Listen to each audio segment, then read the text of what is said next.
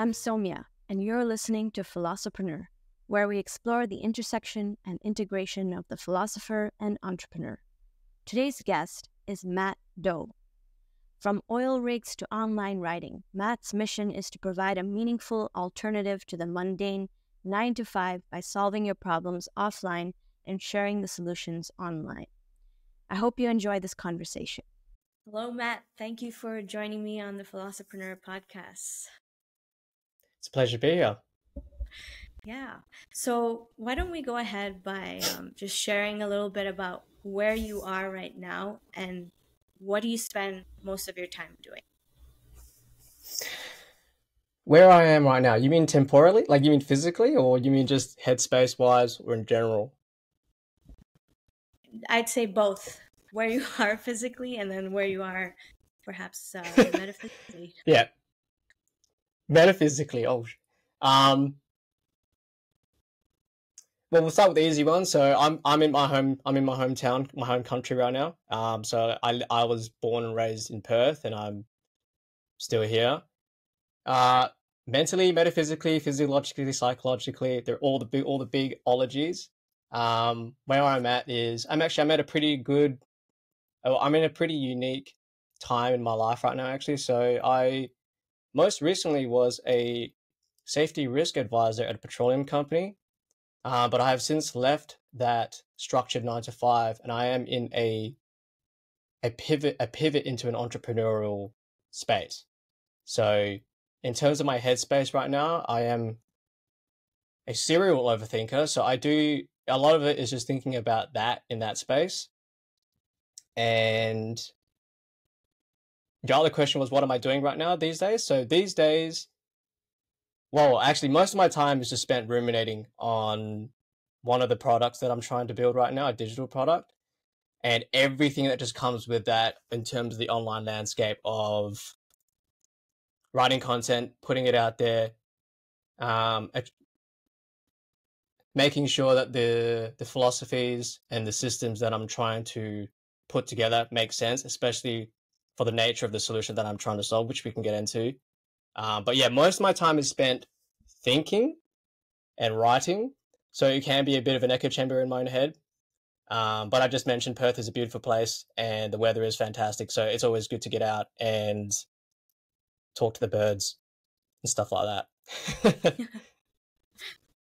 I love that.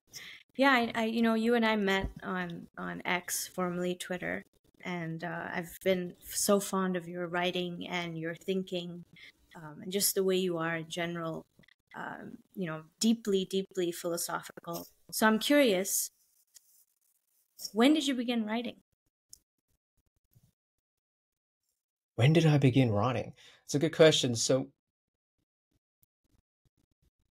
it really depends on what you constitute as writing. So for me, for my interpretation, I started writing probably seriously. Okay, in terms of writing, I began journaling first. I think that's where none of us just really just start writing full blown things, especially the nature of writing on X. It started off with just more self reflective writing, and I've mentioned this before in a tweet or a post is what they call it now. I can't get that out of my head anymore. But the journaling side of things didn't come out of a luxury or just as a hobby. I've never been a reader or a writer. I've always been more of a listener or like a watcher. But the writing definitely came out of necessity for me, just purely due to life situations and life circumstances.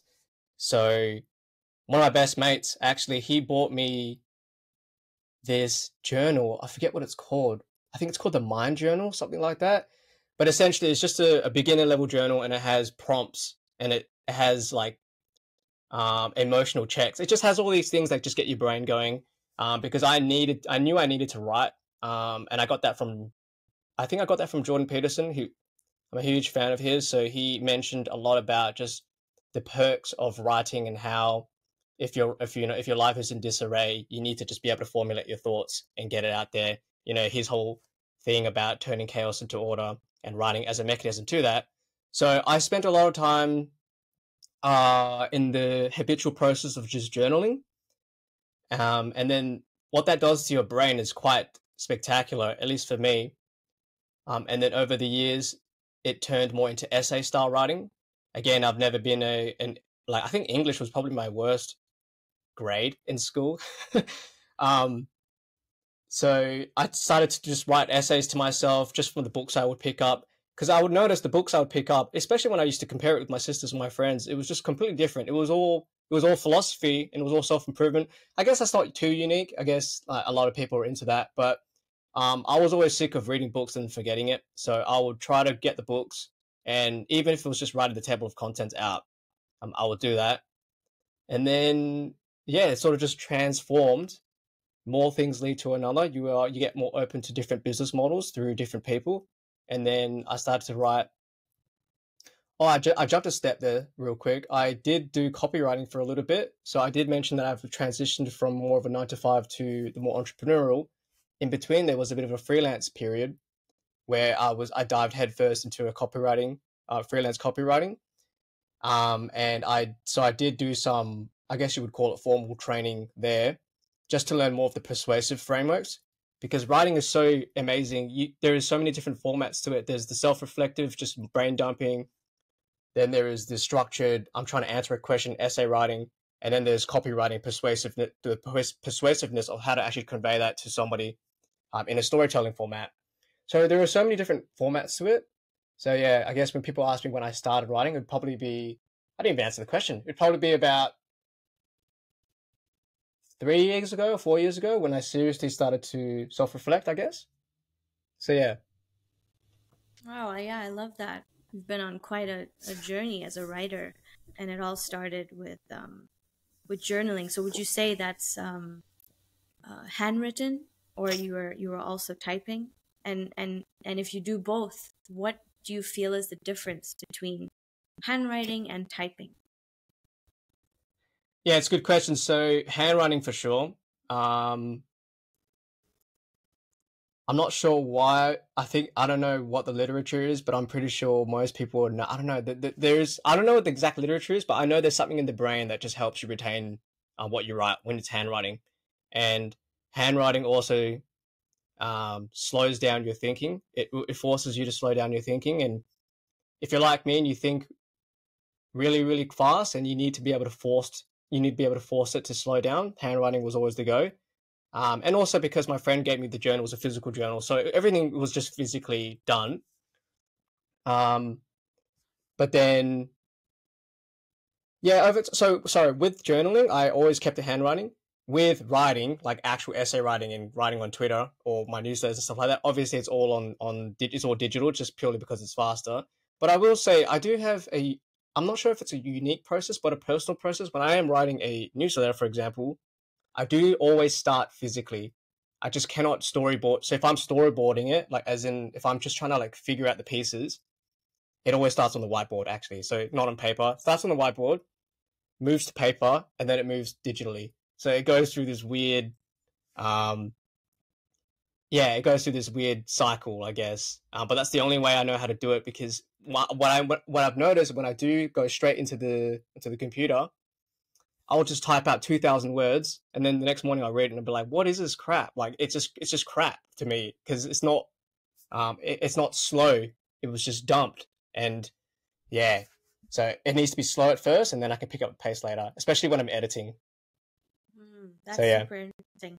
Yeah, I love that. It's like two steps of the slow thinking in order to get to the fast thinking and processing that you do. yeah, I find that journaling, because yeah, most of my journaling is handwritten as well. When I look back at it, I'm like, oh gosh, like it feels so personal. It feels so sometimes childlike that it's so interesting.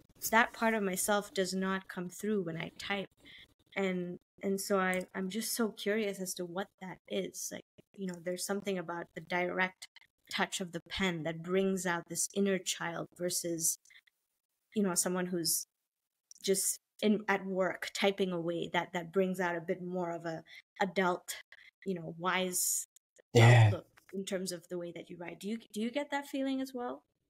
yeah. I do 100%. I'm just gonna go off the top of my head, but I think,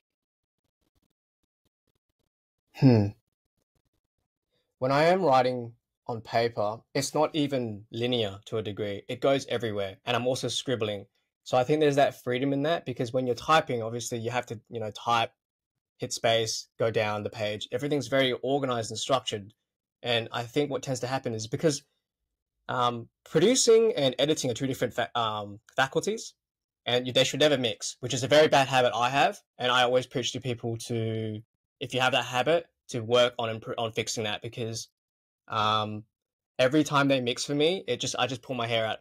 Basically, it's like when you're writing, you want to be able to just dump out as much as you can, and then I like to make it analogy to, like, you're just slapping clay together, just getting the substance together, and then editing is when you can chip away at it and actually get the aesthetic that you want. If you're mixing them together, you're getting clay, and then you're like chipping it down, and then you're getting another clay, and then chipping it down. It's just, they disrupt heavily. So I think when it comes to handwriting, we're a lot more freer. We have more freedom to just write, because we also don't have the the inbuilt grammar fixes on the computer, how it just like fixes your spelling and stuff like that. It just, even if it's a split second, it'll quickly take you away to be like, oh yeah, sorry, I spelled Wednesday wrong, or something like that. But when you're writing, you can make as many spelling errors as you want. You can screw up your grammar. I always sometimes I even include like ms and r's, just like what I'm saying in here. It sounds ridiculously stupid, but like you said, it's just it's the inner child coming out, and it's raw. So, and no one's going to judge, no one's grading it, no one's judging it. So it's just pure raw what your thoughts are, and then you can refine it later on when you're in the editing process online. I guess that's probably how I would think about it. Yeah, that makes so much sense. I love the example that you brought up, and now I feel more inspired to include the slow thinking and writing into my process the way that you have. So thank you for sharing that. I really appreciate it. No Um, problem. I know you mentioned copywriting as part of your journey. It's an area that I'm researching and getting deeper into as well. What Yeah, is the most important thing you've gained from studying copywriting, and what elements do you use today? Do you use it in your newsletter yeah. as well as your X writing? Is it in every part of your writing process now? Or are there times, like maybe perhaps journaling, that you don't use it, but are there any pieces of writing that are public that you do not use any copywriting principles? Well, that's a good question. Okay, so I am not going to declare that I am the best copywriter in the world, but from what I know about copy, it's very simple in terms. Everything can be understood simply. It's only when you get into the margins that things get quite extreme and complicated. And also, writing is quite subjective. But in terms of the principalities of copywriting, all of it just follows a storytelling format. Um, and I can go on for days as to why storytelling is the most powerful persuasive framework there is. It goes way beyond marketing and sales, and it goes way deeper into the psyche of the human psyche. But um, with copy, to your first part of the question, the most valuable thing that I get out of it is just the way of thinking. When you know how a story is structured, there's act one, act two, and act three. Um, I mean, that's pretty high level. So hold on, let me get my thoughts together. So with copy, if you know how to start off, so okay, typically you start off with a pain point, because with the purpose of copy is to try to capture the reader as quick as possible, because people, obviously we know that attention is an asset, and you want to be able to capture it as quick as possible. And if you're writing the most brilliant piece, if you cannot capture the person in the first 2 seconds, everything else at the bottom, unfortunately, will go to waste. So a lot of the emphasis on copy is just structuring in a way that can, and it's not a manipulative thing. It's actually, to me, I think it's actually a moral obligation to write this in the correct way, so that people can be funneled into your message if you have a good message to share, basically. And so the typical copywriting framework, well, the advantages that I get is just the way of thinking and structuring it. So I can start with the easy stuff. The bottom is typically the process or the step-by-step or the lessons that you actually give to someone. The middle part is typically the education of the cause and effect, and then the top is typically the pains and the benefits. Because when you're approaching someone off the street, basically, and you're trying to pitch them on something or sell them on something, you don't just go step 1, 2, 3, 4, 5, and then your life is fixed. You have to start like, hey, are you going through this pain, or wouldn't it be nice if this happened? And I know it can come across as salesy, but that's more on, I guess that's more on the person and not the actual framework itself. It's all about the practice. And like I said, I'm no guru when it comes to that. But when you understand how people are enticed and are captured through a storytelling structure, because another thing about storytelling is it's not just fictional. It can be applied to a non-fictional, like self-improvement style. Everything can fit together, and there's a juxtaposition, not a juxtaposition. They align quite nicely. So when it comes to copy, yeah, I would say at a high level, it's just those three big structures that I can recognize off the bat. And, people can get really into the weeds of the hook and the frameworks like the PAS, the ADA, and all that sort of stuff. They all pretty much do the same thing. It's how do you capture a reader by poking them a little bit? How do you educate them on the cause and the effect? How do you then portray the benefits of that effect? And then here are the lessons at the end. And then at the very end, you can obviously wrap it up, and you can also steer people to further, I don't want to say products or services, but that kind of is it if you're thinking it at a high level. In terms of have I used what you asked, if there are any public writings that I don't use copy in. Public writing that I don't use copy in. That's a good question. I've never actually thought about that, and I off the top of my head, I think I use it all and everything, at least like to some degree. Yeah. Because you have to ask the question, like, why would you write online? If I was writing online just to myself, then probably I wouldn't. But every single time you write online, even if your target is one person to read it, you should be thinking about a way of crafting it in a way that's compelling and persuasive to a degree. And if you're thinking about it in that sense, then you have to think about copy. Like, it's impossible not to. Yeah, but what if there are some pieces of writing that just like kind of come from the heart without thinking about any structure, and that can touch someone as well. But I'm wondering for you, since I think you went through a boot camp, is it already second nature? So is the structure already so deeply embedded in you that you don't even have to think about it anymore, right? I would say so, yeah. I wouldn't say, again, I'm not declaring that I'm the greatest copywriter there is, but I've written so much to the point where I can recognize the patterns, and not just in books or other people's writing, but when I watch movies now, I can see it play out. I can, like, for example, if we're watching Lord of the Rings or Harry Potter or any of the Marvel movies, you can see it play out. I can literally see the copywriting frameworks inside of a movie, how they capture your attention at the start, how they are building up in the middle, and then how they're going to resolve it with a conflict. I've also read a lot about mythological mythology, basically, like the narratives. And there's a book written by Joseph Campbell. I haven't fully dived into it, but he talks about the hero's journey. A lot of this is just centered around the hero's journey as well, which I think is such a cool thing when you can tie that all together, because they are all the same at the highest level if you extrapolate it all the way to the top. So I would say to a degree it's second nature. But when I'm writing, I still have to consciously think about, when I am editing, I still have to consciously think about what parts can be reorganized to fit that framework. And obviously, as well, you don't want to be able to restrict yourself too much. It is a formula, but it is a formula that works. I believe so. And I think if it doesn't work, or if it comes off too manipulative, I would always say that it is more on the user of the framework than it is the framework itself. So, because I do often see people bash copywriting strategies, but it usually isn't the strategy. It usually is the person's misuse of a strategy. You can't blame the rules. You got to blame the player. At least that's how I see it. Yeah, that makes sense. Yeah, I really love the hero's journey and Joseph Campbell's work as well. And I was listening to an audiobook by Stephen Pressfield.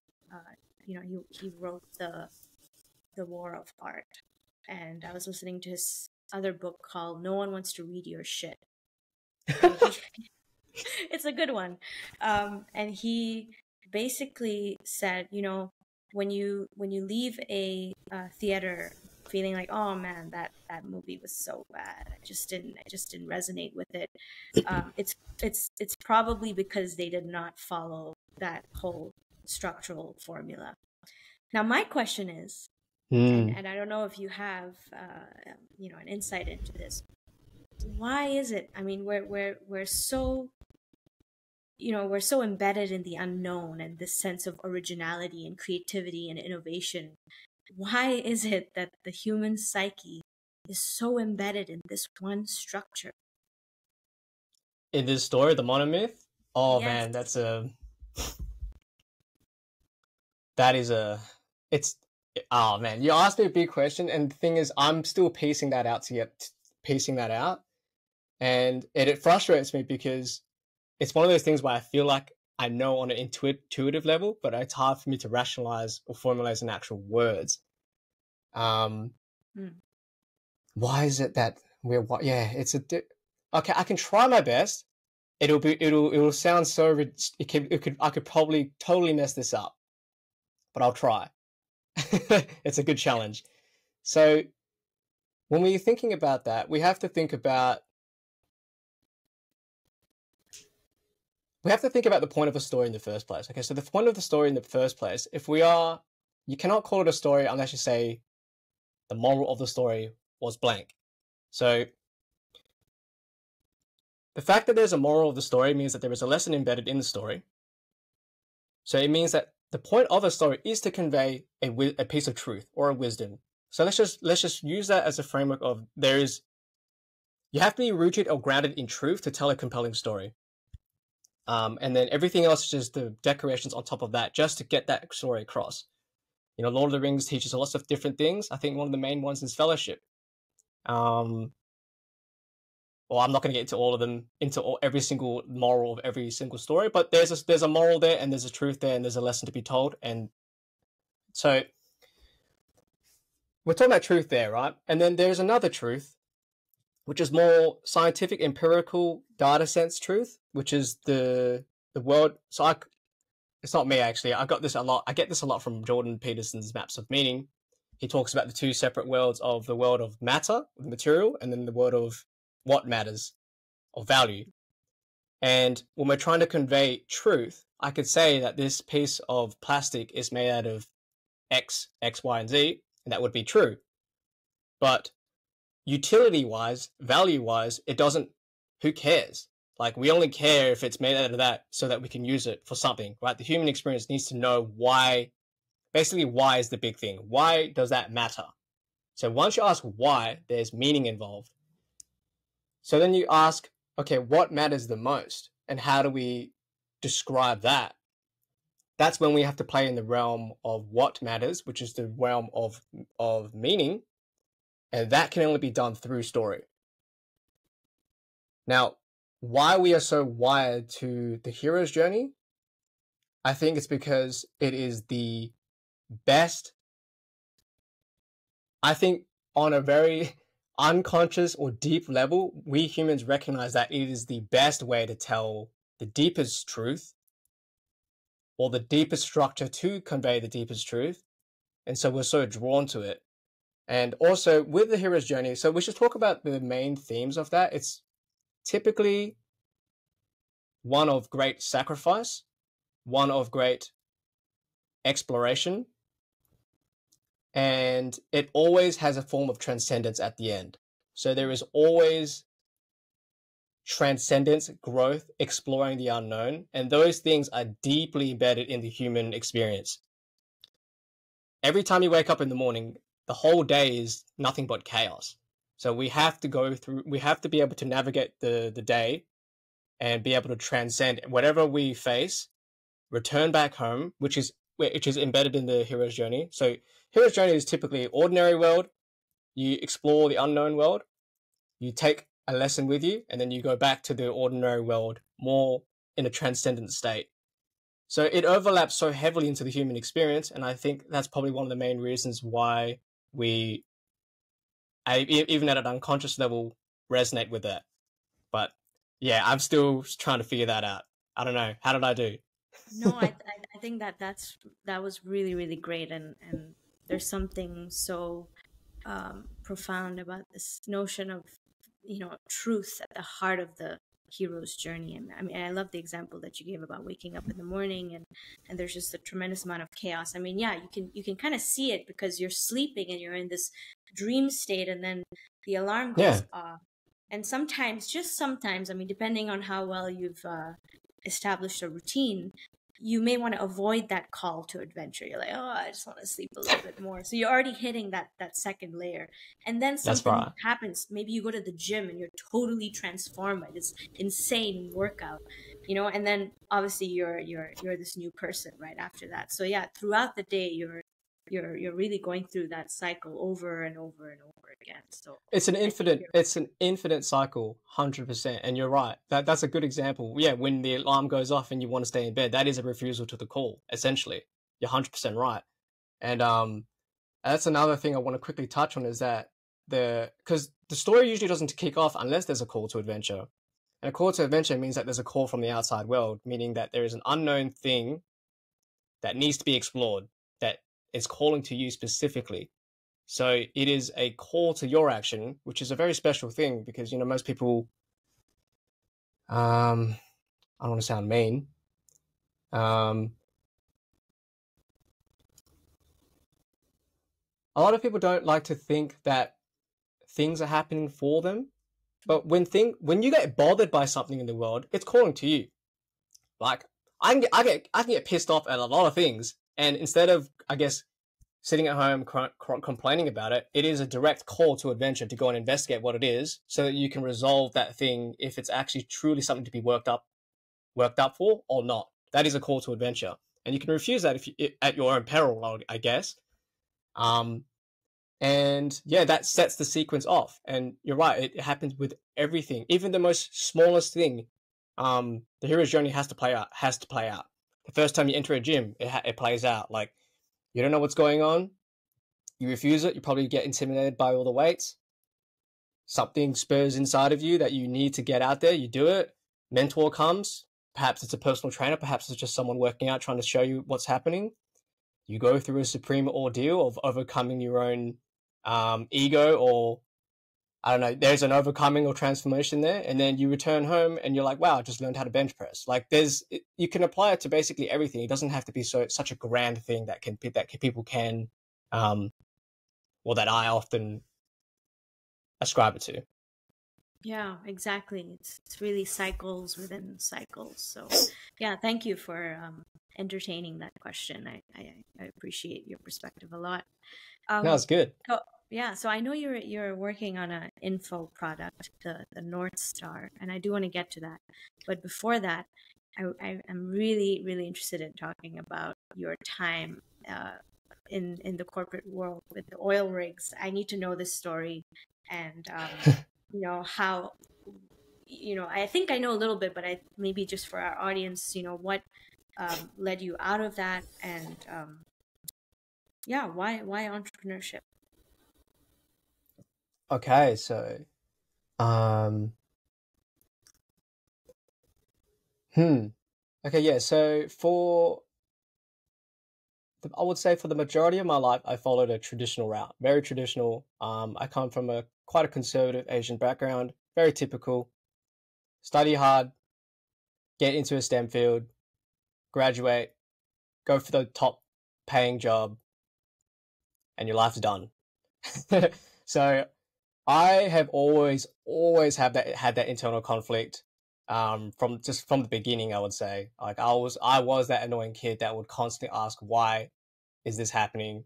Why am I alive? Like, I don't know what's wrong with me, but I would ask those questions quite early, and I would never really pull the trigger and like and indulge in that exploratory nature. I would always stay. It was definitely a conflict. I had to stay confined in maths, physics, chemistry. Just like get that out of the way. I was always telling myself, I'll just do everything that I'm told. Once that's all done, I can get back to my childhood play my games, play football, basketball, cricket. There was always that something, and I think everyone has that to a degree, right? So did the whole traditional route, and there's a lot of arcs in between of me just rebelling like crazy. It's I could go on for days about all the signs of how my spirit is just trying to escape that. But I would never listen to it. So I eventually graduated, and yeah, I mentioned earlier, when you're immature and when you're young, and there also are external pressures onto you, like everyone could blame society, but there's always something that's like, just secure yourself financially, and then you do whatever you want later. So I was like, okay, I'm going to go for the top paying jobs. And in Western Australia, we have quite a large mining industry, and I had absolutely zero interest. If I'm being honest, zero interest in mining. Didn't care. I just cared about the money. Oil and gas was at the time pretty big, and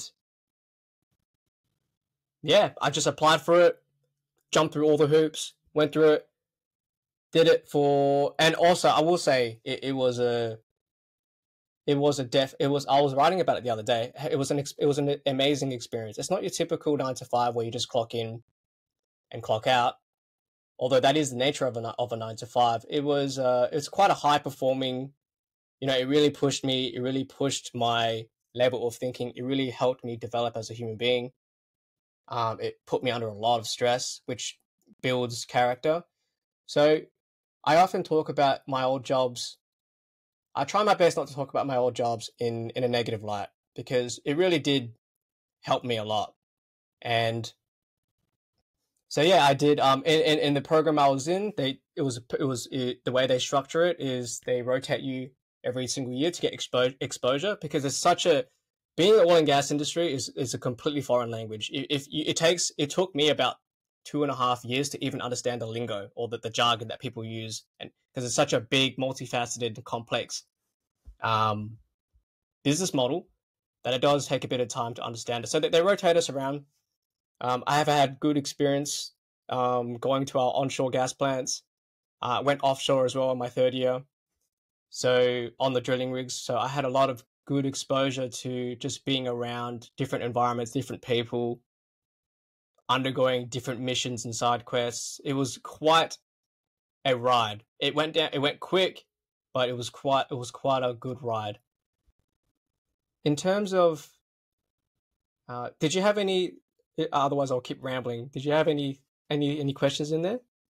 No, no, this is good. I think when towards the end, maybe you can just share why the pivot into entrepreneurship. Although I know you had multiple pivots, so maybe you can talk about that as well.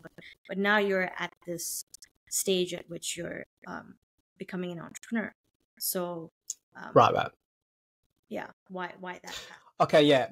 I'll share the big catalyst, right? So when I was flying offshore, this was in 2020 there was, we had the pandemic, and in 2021 that's when it got really a lot more heightened, especially in Australia. A lot of the policies and just the outlook on it was very, very strong. And so my role offshore was cut short, basically. It obviously, flying, especially on the chopper, it's heavily regulated, heavily restricted by COVID, right? So to cut to the chase, we had a lot of restrictions, and I would always hold back on the ultimatums they would give us. Basically, I'm quite a disagreeable person, and I have my own views on certain policies and certain things. So I would always compromise on whatever they were putting in front of me. So I would strip away from the oil rigs, and then it would move further and further to the point where I basically was stationed in the office, right? So I was stationed in the office and I was heavily restricted in what I could do. So in that ordeal, I had to really that's when I really started to journal, by the way, going from the start and really understand, okay, a lot of things that are happening around me, the external plot, if you would call this a story, is um, pushing me in ways where it doesn't align with me. Do I just compromise and stay on this trajectory, or do I hold true with what I believe to be true in my spirit and go on an adventure, basically? To not speak in puzzles, basically, I had to get 3 jabs and ongoing boosters, essentially, to hold my job. That's the ordeal, and I didn't want to, and I said to myself, I will do whatever it takes to keep my job, even if it was to work from home. But I got to a point where they just said, okay, you cannot be employed until you do these things. So that's when I really started to journal and go, okay, if I compromise, is this worth compromising for? Because I'm not going to do this for nothing. If I'm doing this, I want to stay in this industry for the rest of my life, basically. And I think I was about 27 at that time. So I had to really map out my entire future. Like, what am I going to look like when I'm 50, when I'm 60? What's my family going to look like? Am I going to be the oil and gas guy? Am I going to be the safety manager oil and gas guy for the next 50 years? Like, fully map everything out to a detailed level because the ultimatum was put on my shoulders, basically.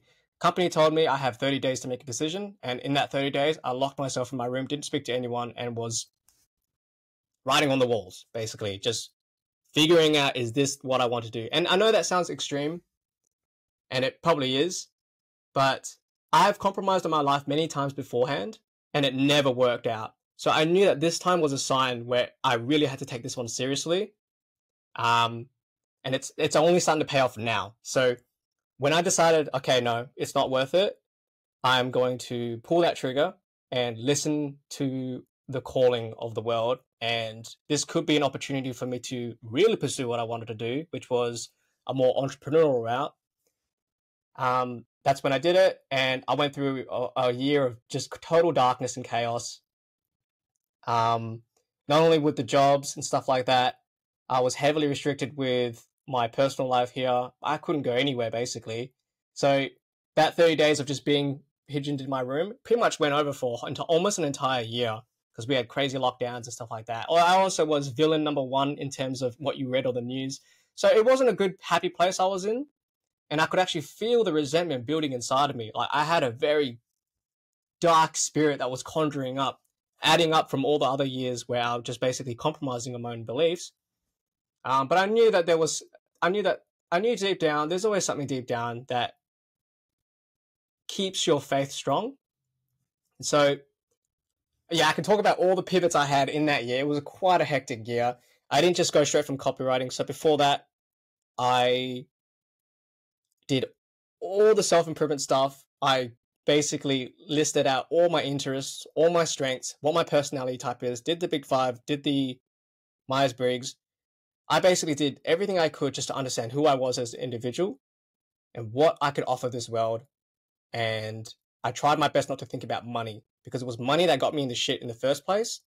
And it's money that I have to think about last if I want to be able to live a meaningful life, which is the main philosophy that I hold on to now because of my prior experiences. So I pivoted, I can't exactly remember, but I remember it was about 7 times. So what did I do? I almost went back to school.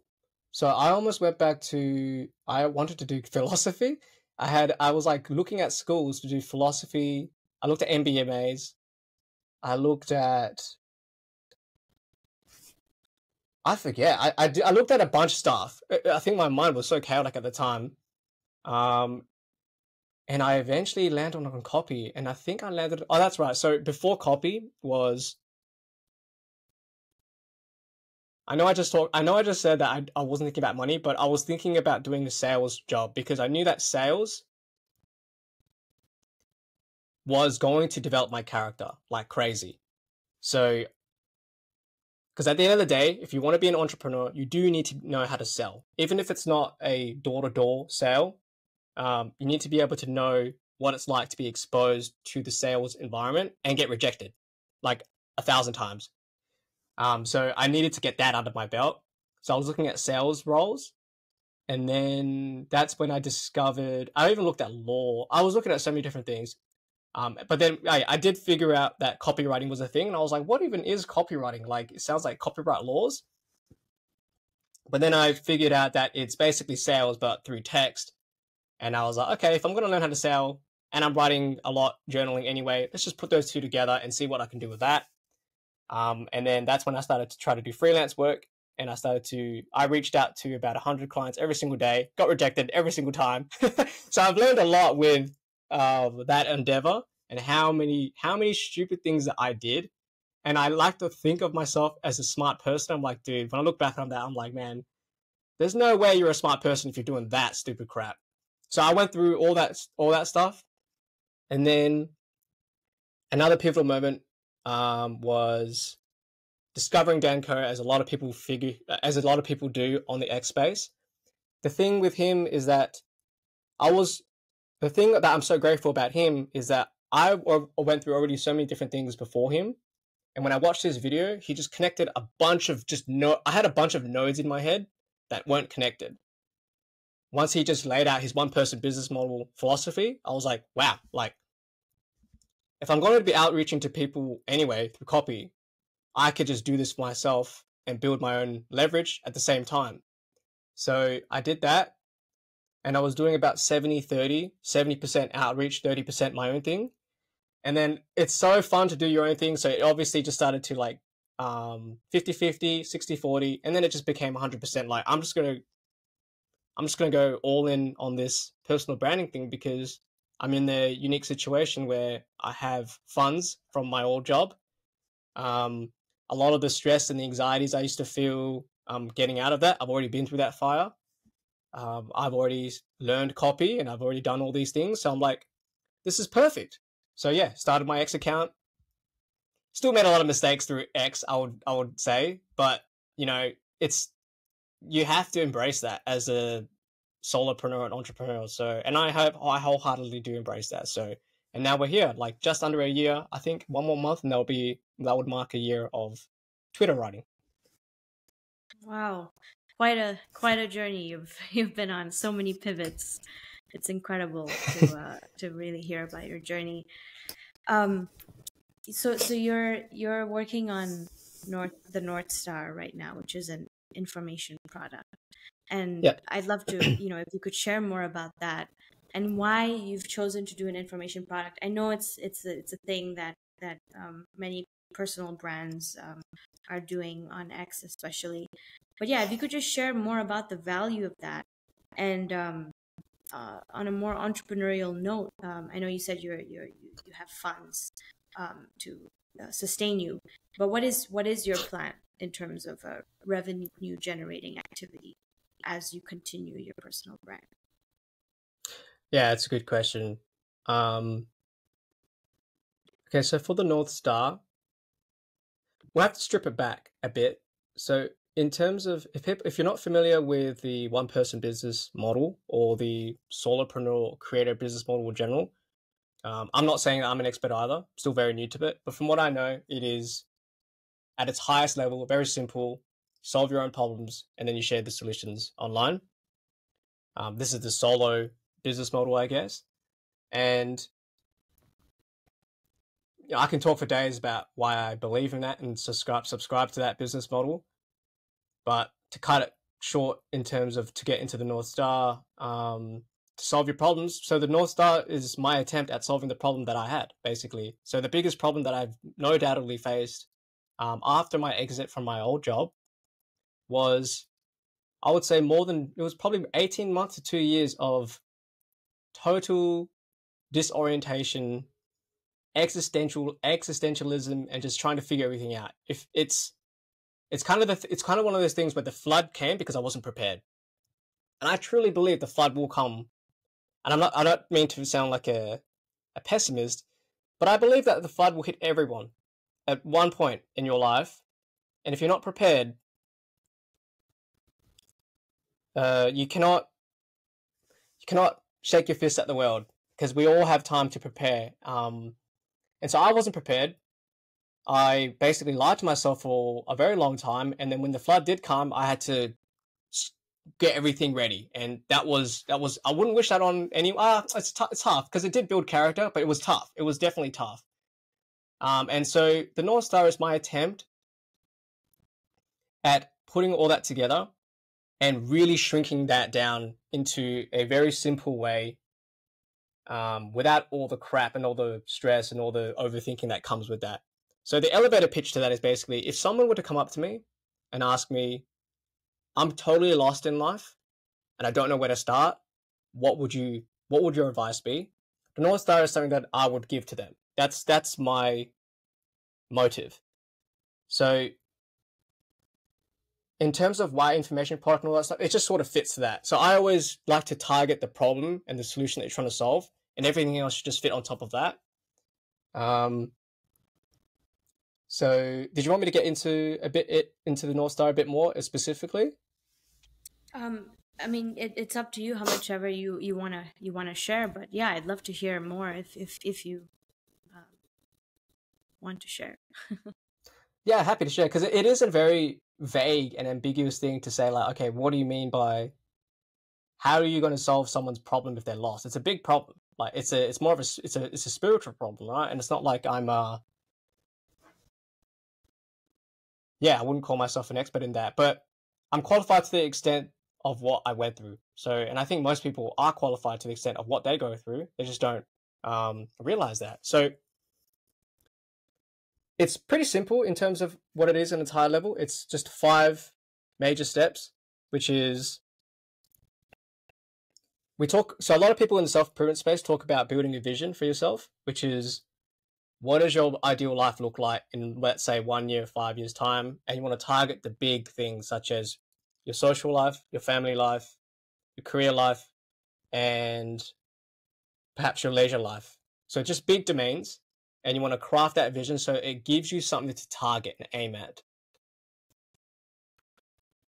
To cut it very simple, if you do not have a goal, basically, you are essentially lost, because to not have a goal and not have something to aim at means that it's pretty black and white, in my opinion. If I don't have a goal to go to the fridge and get something to eat, then I'm doing nothing.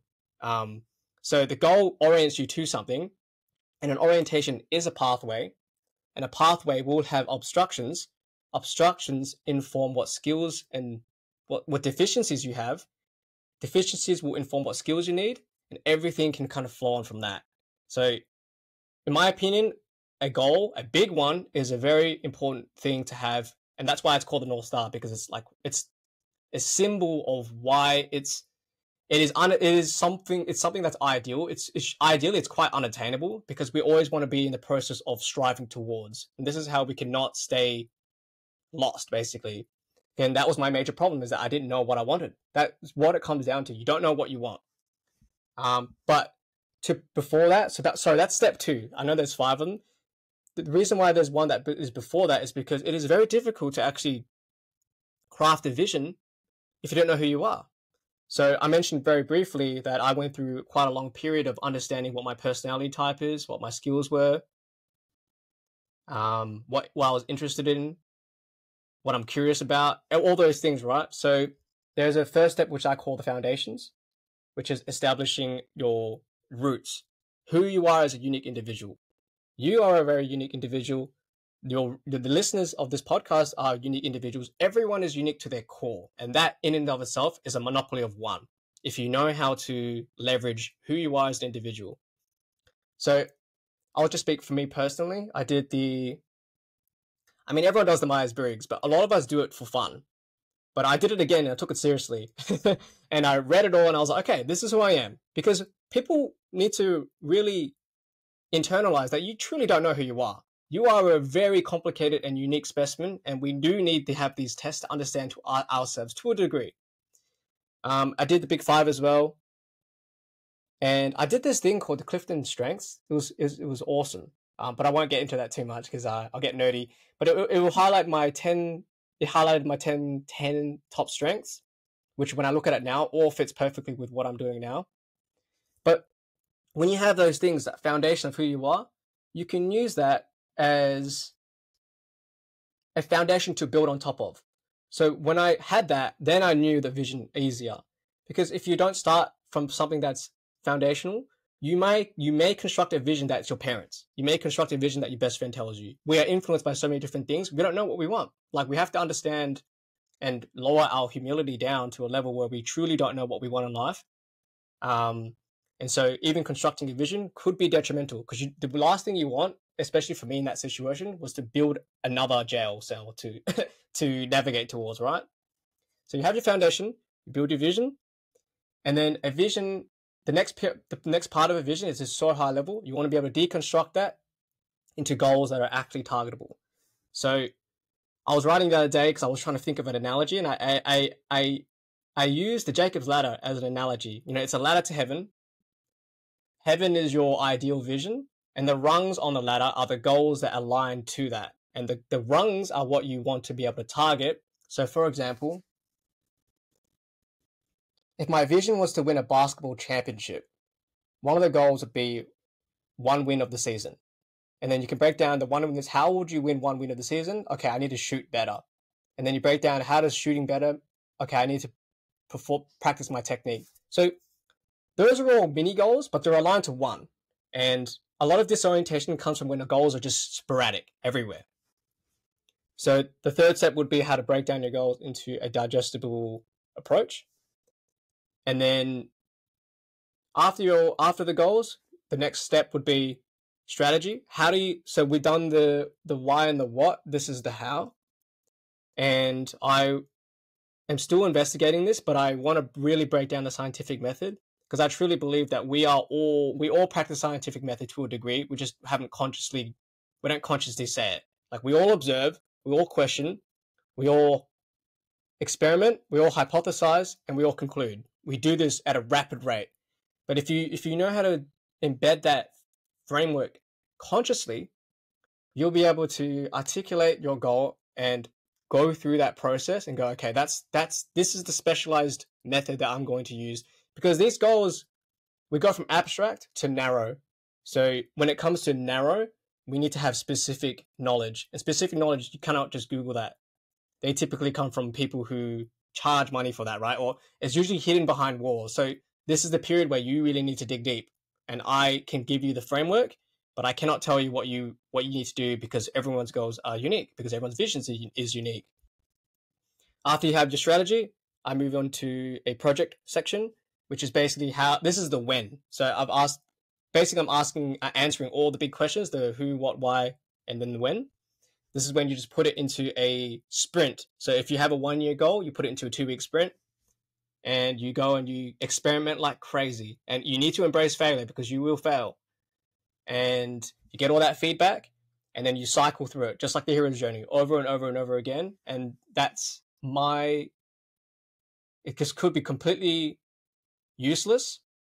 But again, I want to embrace the fact that the unknown does this. And yeah, I guess that's my formal question to that answer at the start, to the question at the start, which would be if I'm lost. And then, yeah, this is what I want to give. If I were to die tomorrow, I know this is an extreme analogy, but this is the philosophy that I would want to leave behind, basically. And I know that sounds quite full on, but I couldn't think of anything else to write about, to be honest, that I would actually be motivated to write. Yeah, did you have any interjections there before I move on to revenue generation? Yeah, no, I mean, it's very extensive. I can see you're really thinking about your reader, your audience, and putting everything you've gone through, which is really I wanted to say you were in the belly of the whale, truly, during that period when you had left your job, and then you were pivoting here and there. You said there was a dark energy over you, so that, of the hero's journey when you're all is lost moment, and you've come out of it. So it's a very valuable thing that you're sharing. And yeah, I think the revenue generating, I'd love to hear that. And as I hear you speak, I'm just wondering, why not a book? Why an information product? And maybe you can just share a bit more about that, because I think I personally am not so knowledgeable in this area and want to learn more about the lure of the information product. Yeah, it's a good question. So the first, just real quick before that question is being in the belly of the whale, you yourself, that is to me the crux of the one person business philosophy. You have to be, so the whole concept of productize yourself, I take that really seriously. And I do see lots of people online that will talk about these things, but not use themselves as the vessel of your product and or service. Because I truly believe that you are qualified to speak on something if you really look back retrospectively of all the pain that you've gone through. You may not have the solutions right now, but that's the whole process of going through it. And all that pain you've gone through, to me, is marketing firepower. I could, because that's what marketing is really. It's just looking at the pains and the benefits. And no one knows your pain better than you. So this is where journaling comes in as a real business weapon. But in terms of why information product, okay, yeah, it's a good question. So it did start off as a book. It was an ebook, and I've gone through many versions of outlines purely because I'm an overthinking perfectionist. Not a good combination. The reason why I've just settled on the information product. So information product, if anyone don't know, it's just to me, it's just a watered down book. It's just modules, and it's just condensed in a way that's a little bit more actionable, and it just explains the concepts to a very high level. A book will dive into things, and you can have your way with it, and that's why it can be more comprehensive. Just the pure reason why I haven't chosen the book route was purely because I wanted to get something out. Like I needed to be able to get something out, so that it can be scrutinized by the public, so then I can fix. When I had the initial ambition of a book, I know myself too well that it'll take a long time for me to be satisfied with it, and it will never be released. A book is the end goal. So while I am using an information product now as my first offering, I would love to create a book 2-3 years down the line that will incorporate all the things that I learn. So the book's always on the table. So that's the main choice of information product. It's just that I needed to get something that to be scrutinized by the public, and two, I would like a more condensed version of all the main concepts that I try to preach, and give a practical. Because I forgot to mention all the steps I just mentioned will have a practical element to it. It will be a Notion template that people can actually go through and use as an actual as a management system for your life. So I do intend to incorporate the theory and the practical together. And yeah, the information product just fits it. I didn't choose it. It was more just like looking for the right thing that fits what I'm trying to actualize. So yeah. Cool. Yeah, I can appreciate that. It's helping you overcome your perfectionism and that sense of resistance, that's always there. It's like, no, this is not good. This is not good. And then you never really publish the book. So it's almost just a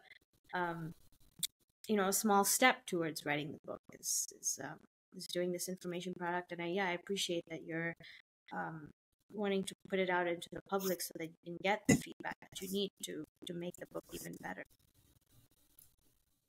Yeah, no, absolutely. Yeah. I think one of the. Oh, yeah, sorry. No, go on. No, go ahead.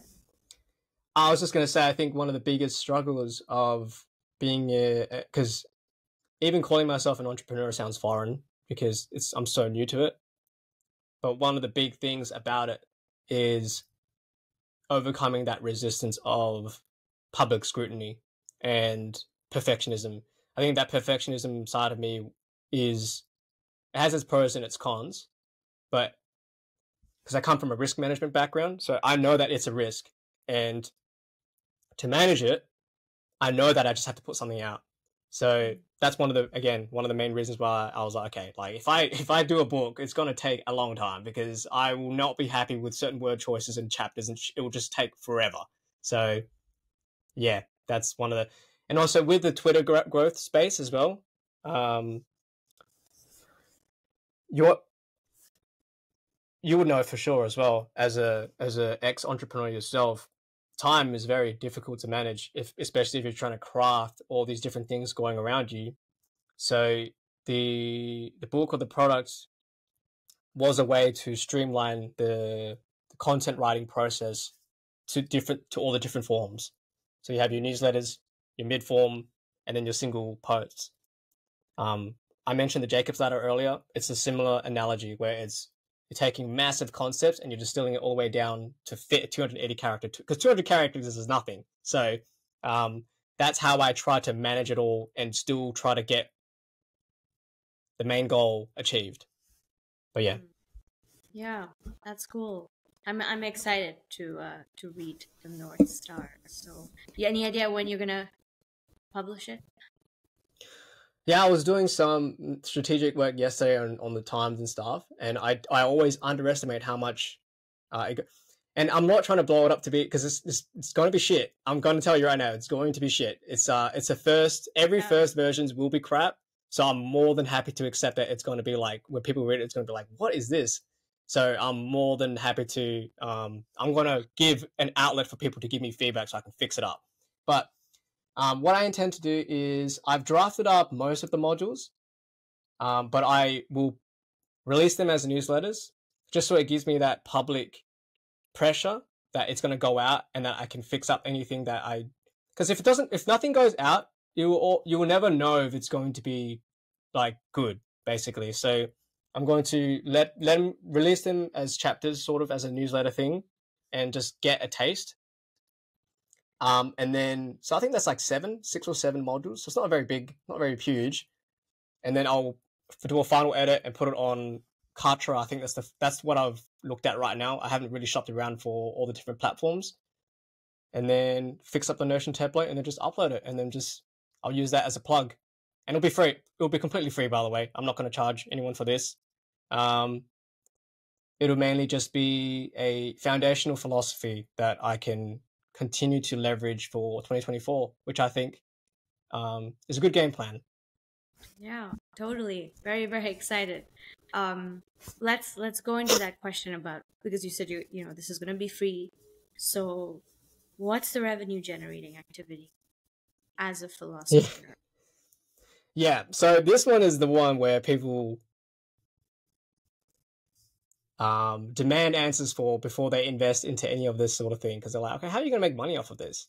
So there's so many. I've thought about this and thinking about this so many different times, and before I start weighing in on all the options of what I could do, I want to make it clear that most of the things that will happen, I believe that if you have a goal, most things open up by way of just spontaneous. I don't want to say it's spontaneous, but the amount of times that doors have opened up to me purely because I took a route that I didn't see before has worked out so many times that I know that when I get to a certain period, it will make sense at that fork. But in terms of how one can monetize, there are different avenues. So even building an audience online, building a product, building all the back end, building everything, all the digital infrastructure that comes with that, in itself is an asset because you have the skills and you have the expertise. So anytime you have a skill, anytime you have the unique skills and expertise to set something up that other people want, because I'm sure other people out there would want to have their own personal brand infrastructure, that alone can be sold. So what I mean by that is you could be a consultant, you could be an advisor, there are so many different ways to set that up so that you could help other people do what you have done. And this is the same philosophy of solving your problems and sharing the solutions. So a quick example could be somebody on YouTube could be popping off, getting lots of numbers, talking about self-improvement, and they may have a course that they have in the background, and they may need your expertise to be like, hey, there's another top event funnel social media platform called X, which all your stuff could seamlessly move to. because you're already scripting things out, and you could be the provider for that, and that could be monetized there. There's ghostwriting because you know how to write. If you write copy, you can always do it for other people. And all that one-on-one work can be systemized into another information product that then you then teach other people. This is exactly what I did. And then here we go. So I'm not sure if that sounds so convoluted, but essentially what I'm saying is, if you're working and developing skills and expertise that you know that are going to be in demand, you can package it up in almost an infinite amount of ways. You can advise on it. So there's the do it for you, do it with you, and do it yourself. That's only the three ways that you can get something out. So do it with you is like, I can jump on a call with you once a week. I have a curriculum. You do this homework and you'll get the results. So you can grow. I mean, this is just an example, but you can grow X amount in this month. Or you don't even need to position it yourself in a growth way. You can position it in a way that's like, you will have a system, content system ready. You will have a roadmap of your product launch. You'll have a system of promotions. You can sell it in a way of systems, because systems are efficiency, and efficiency is saving time, and time is saving money. So there's always an infinite amount of ways you can do it. And then there is the do it for you, which is the ghostwriting business model, which is like, I'll just do it for you. Give me your, I'll make an account for you and I'll write it for you. Just tell me what you want and then I'll do it. So it's up to your discretion if you're that type of person. And then there's the do it yourself, which is, okay, I've learned all these skills. I'm just going to package it up in a North Star-esque information product of how to build online, how to sell your product, how to even productize yourself. And that's a digital product, slap on a price, and then you can market that.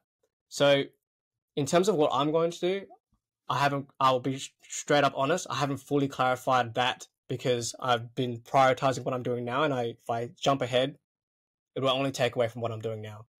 But I know what the avenues are. And that's why I was mentioning before, once I get to that fork, I'll be able to decide on which one makes the most sense for me. And yeah, look, again, I could be totally wrong, but that's the price you pay for being an entrepreneur. Yeah, taking those risks. Yeah, I appreciate that. And I do look forward to seeing which route you will choose. So with that, where do you see yourself in 5 to 10 years? Oh, the big questions. Where do I see myself? So I can talk about what I would want. So ideally, I have a fleshed out personal brand that's trustworthy, that's built on a reputation of goodwill, that has products that I deem to be meaningful and ethical and valuable. It would be nice to have followers. It would be nice to have metrics. I'm not going to lie.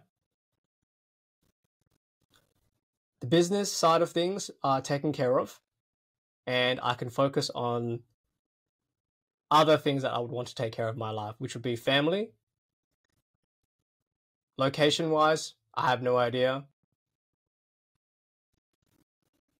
5 years, I would like to pop out some children. But yeah, I don't know. I've mapped it out, but not to that degree, to be honest. So I always say, like, I need to fix my business problems first. And then once you have that financial freedom, that's a buzzword, but that financial liberty to what's the right word?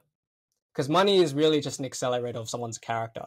So once I have that financial power, I could then, again, look at the options that I have and what I want to take. So I know it's not a good answer, but it's very difficult for me to articulate exactly where I'm going to be. But what I can say for now is all the things that I've just mentioned in terms of the branding side of things. I would like all the digital real estate to be taken care of, and then I will fix up all my other problems that I have in the real world. I love that. The bridge from the digital to the physical realm. Yeah, that's cool. Yeah. You know, you definitely are a philosopreneur. your writing is deeply philosophical. You did. I actually wasn't sure. Did you finish the graduate program your MBA in philosophy, or did you start it and then you pivoted, or you were even just thinking about it and then pivoted away from that? Yeah, so I never did it. So I got to the stage where I was I was asking unit coordinators, like, what do I do? Because I was going to go abroad, so I was more in communication with them and saying, like, okay, yeah, it was more just the process of what do I do with these applications and stuff like that. So I was just asking questions, but no, I never did I never did any of the formal education. So no, Okay. the only Yeah, philosophy I have is just books and asking why. That's all I have. yeah, that's the best, honestly, the OG philosophy. So, Yeah. yeah, so you do spend a lot of time engaging in philosophy, whether it's writing or reading or even just observing and listening to the world. And then now you're on this path of figuring out the entrepreneurial side. So, do you feel as though the philosophy and the entrepreneurship are separate, or is it kind of together as a philosopreneur kind of way of being, or do you see it as entirely separate? They're definitely not separate. So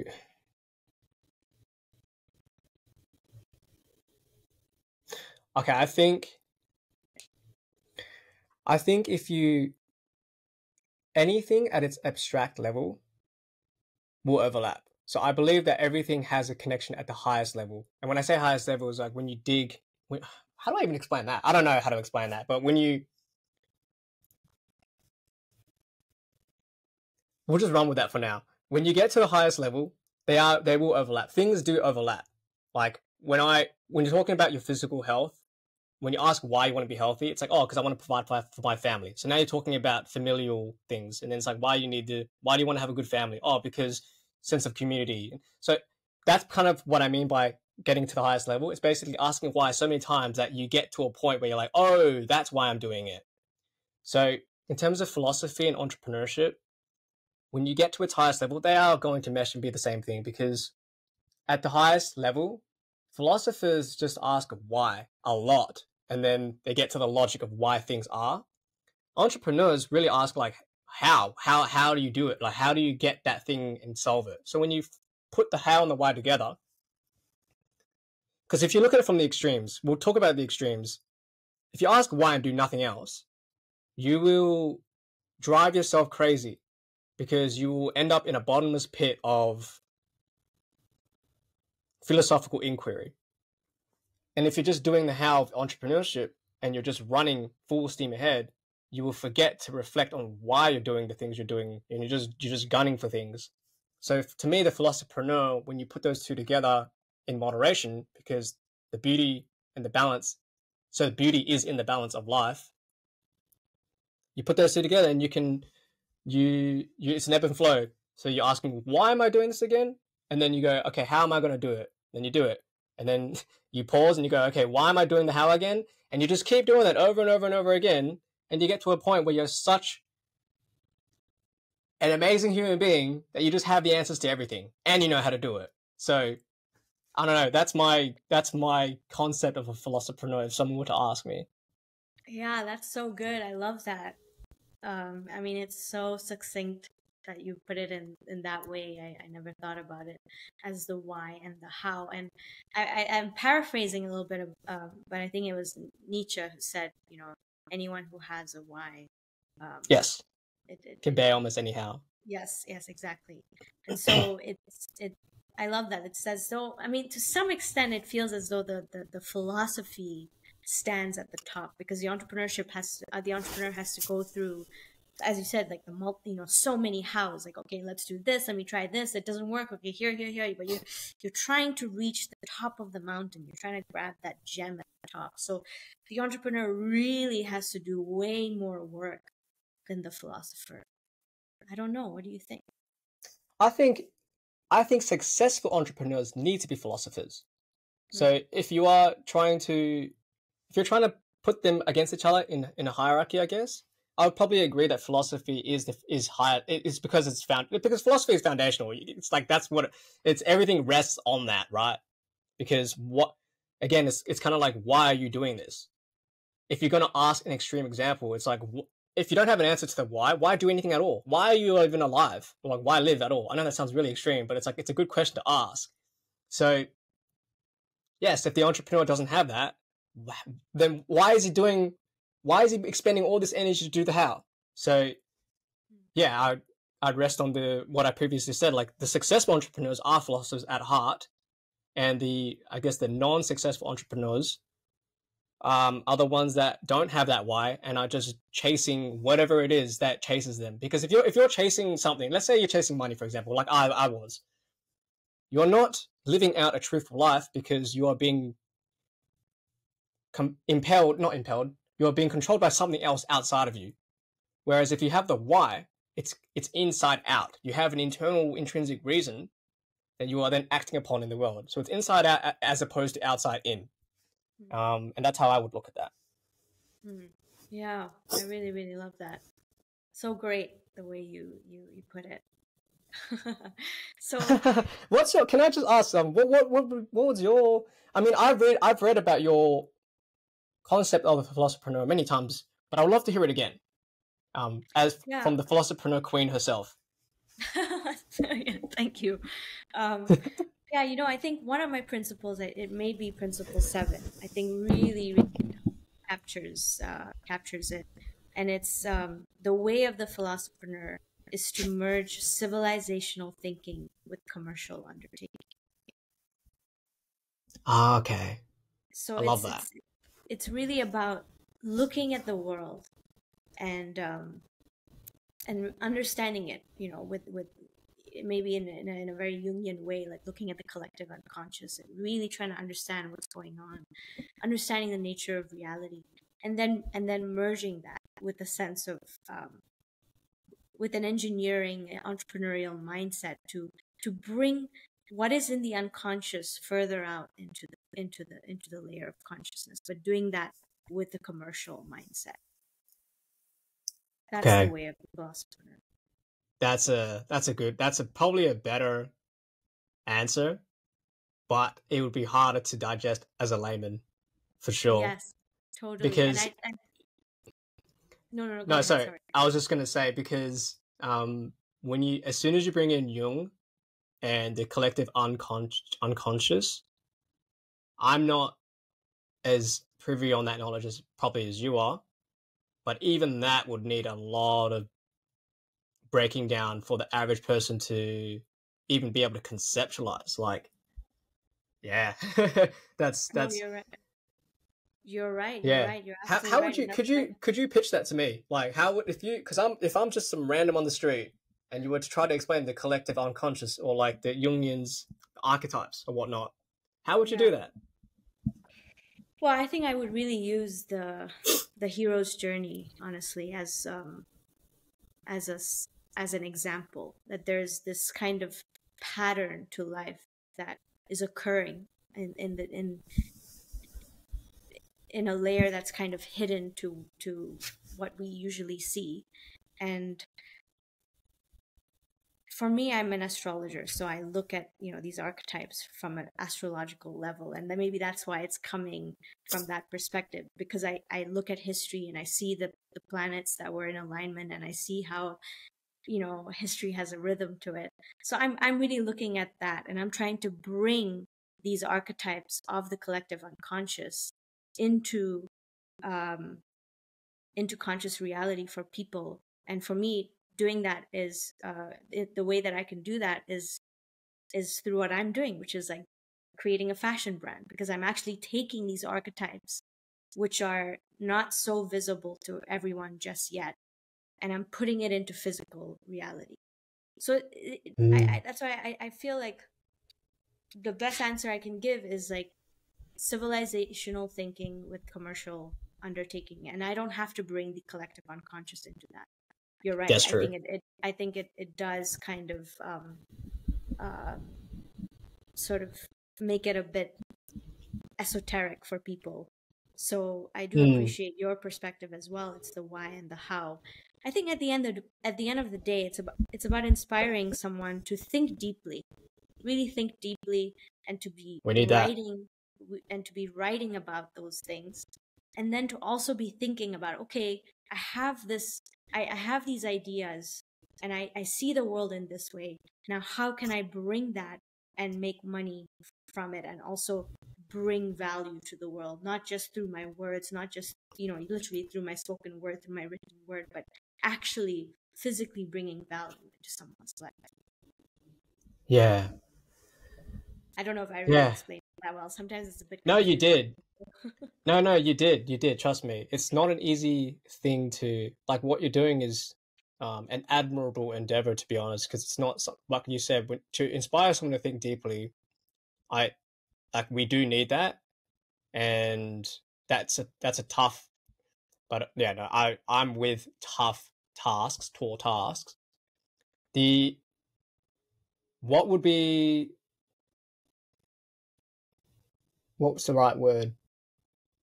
I'm thinking about it from being okay. So from being the average selfish son of a bitch, I would have to ask someone and be like, okay, what's in it for me? Because that's the number one thing that I actually try to think about whenever I'm trying to convey something to someone, especially if it's complex. Um, Only your loved ones and friends will sit down and actually hear your whole story, like what me and you are doing right now. But the average Joe on the street will just be like, all right, what do you want? Like, how is this going to impact my life? So I think that would be um, an interesting challenge to undertake to try to quickly. And I'm not trying to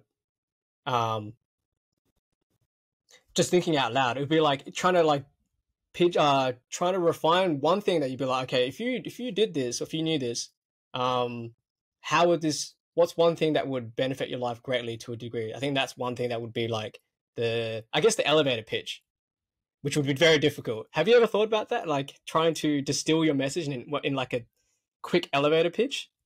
Yeah, not for the Philosopreneur, but definitely for my other endeavors I have. I haven't. Yeah, that's a good idea. I think I should. I think the tagline is where the philosopher and entrepreneur meet. It's just very simple. And right now it's a podcast. It's just having this chance to literally have the philosopher and entrepreneur meet, whether it's just in the person itself, whether it's in you, the philosopher and entrepreneur, whether it's me as the entrepreneur and you as a philosopher. It's just having a chance to bring these two worlds together. Do you believe that every person is a philosopreneur at heart? No, because I don't think every person is an entrepreneur or a philosopher. Okay, interesting. Why is that? I just don't think every person is made to be an entrepreneur. I think it's a pretty tough gig, and you got to have some kind of, you got to have pretty strong character. You got to have values. And a way of being in the world that enables you to be at least a pretty good, solid entrepreneur. Yeah, okay. Not many, and not everyone wants to even be an entrepreneur. I think many people would rather have a boss telling them what to do. Not everyone's Fair made enough. that way. And for philosophy, I know plenty of people who just don't like that. And look, it's not just about reading books and writing. You're right. I think we kind of touched on this. It's about asking the why questions. And kids are already natural philosophers, but as we grow, there's layers and layers of conditioning that come through us that kind of shuts us down from those from asking those questions.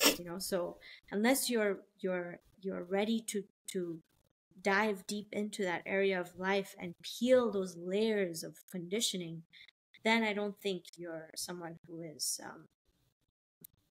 able to really engage with philosophy.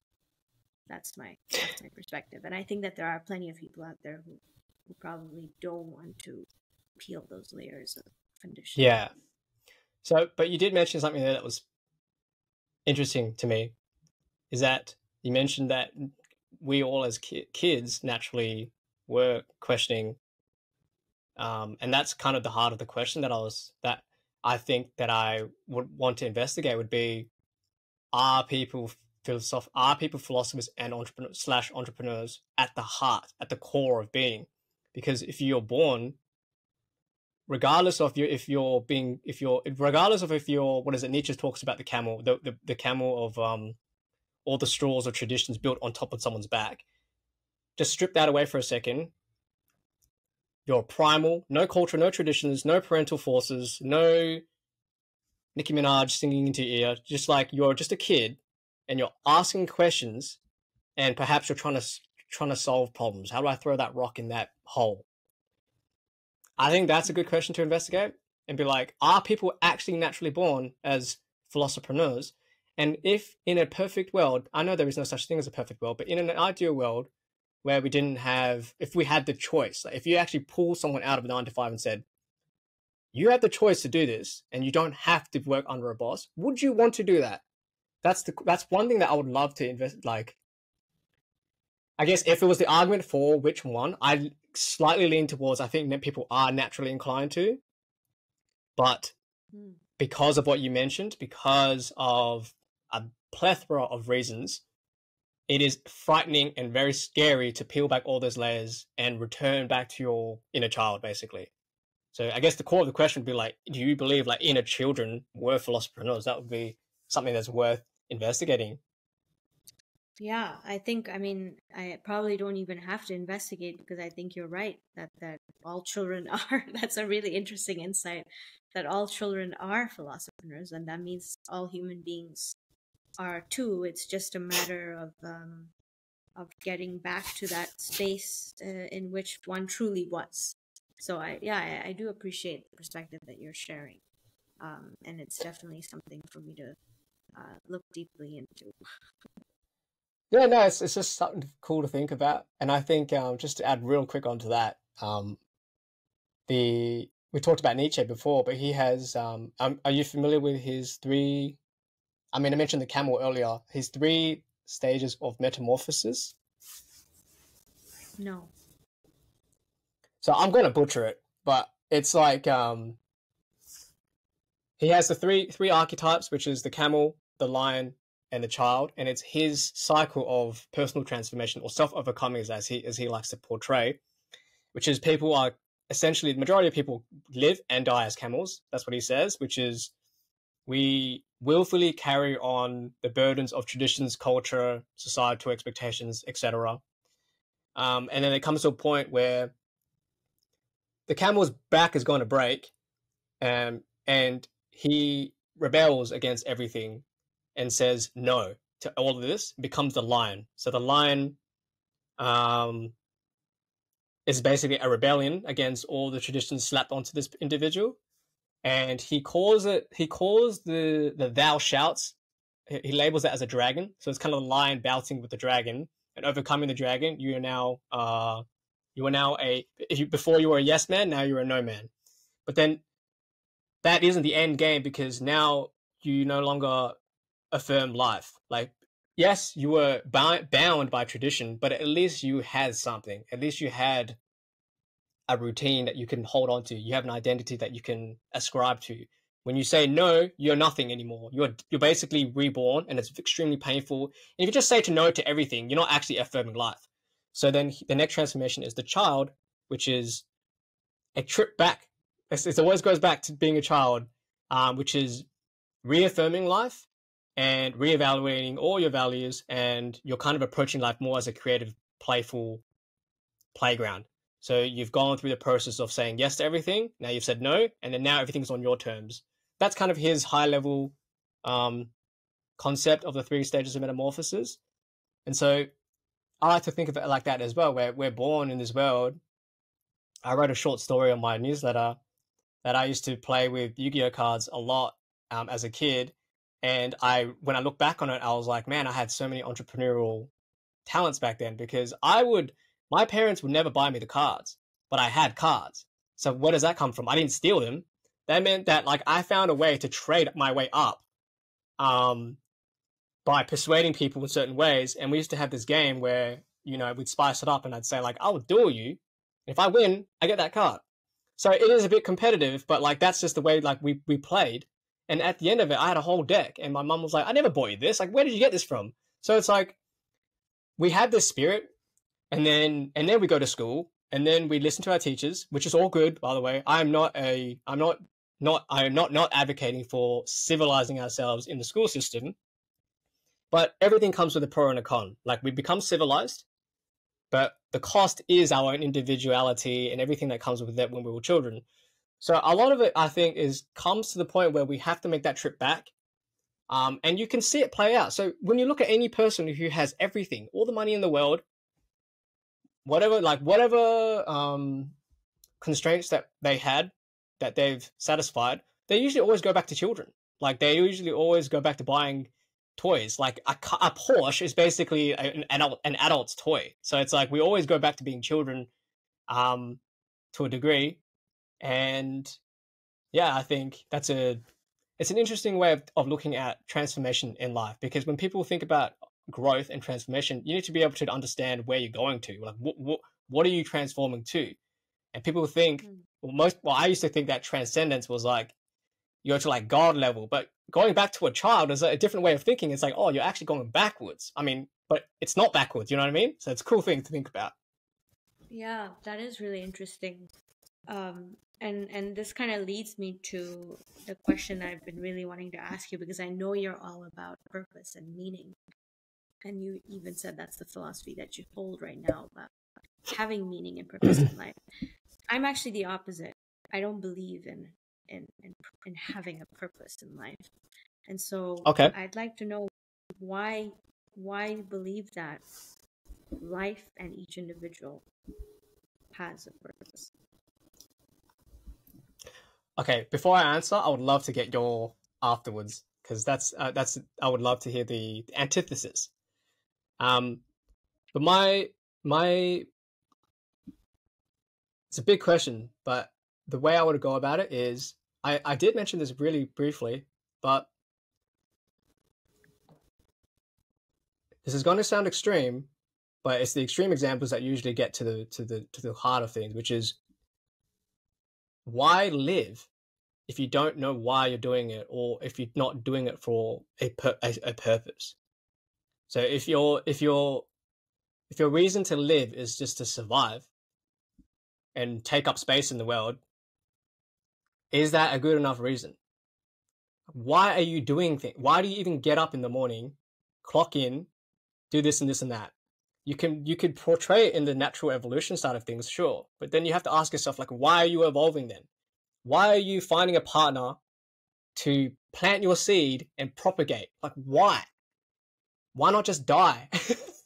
That sounds bad. I know it sounds really bad, but it's like, because people complain about life and its suffering. It's like, okay, cool, why not just end it? But when people don't end it, it tells me inside, deep down, they want things to be better. They have hope. There's more to life than just existing and taking up space. So to me, it's a deep yearning of a spiritual meaning and a purpose. I know it gets quite religious to a degree, which is where a lot of people turn off. But I only started to become more spiritually aligned to religion recently, because I opened myself up to it, and because of preconceived notions beforehand. But I digress. The core of my line of reasoning again is, it really is the why. Like, if you investigate everything you're doing, you could build a really strong case to just be like, okay, cool, I'm going to end it. There's nothing here then. Like, if I can't come up with a good reason, but then you're still here. So it's like, people who say that there's nothing, in my opinion, in life, haven't delved deep enough to understand why they're doing what they're doing. And because if I can poke another hole and say, okay, why do that?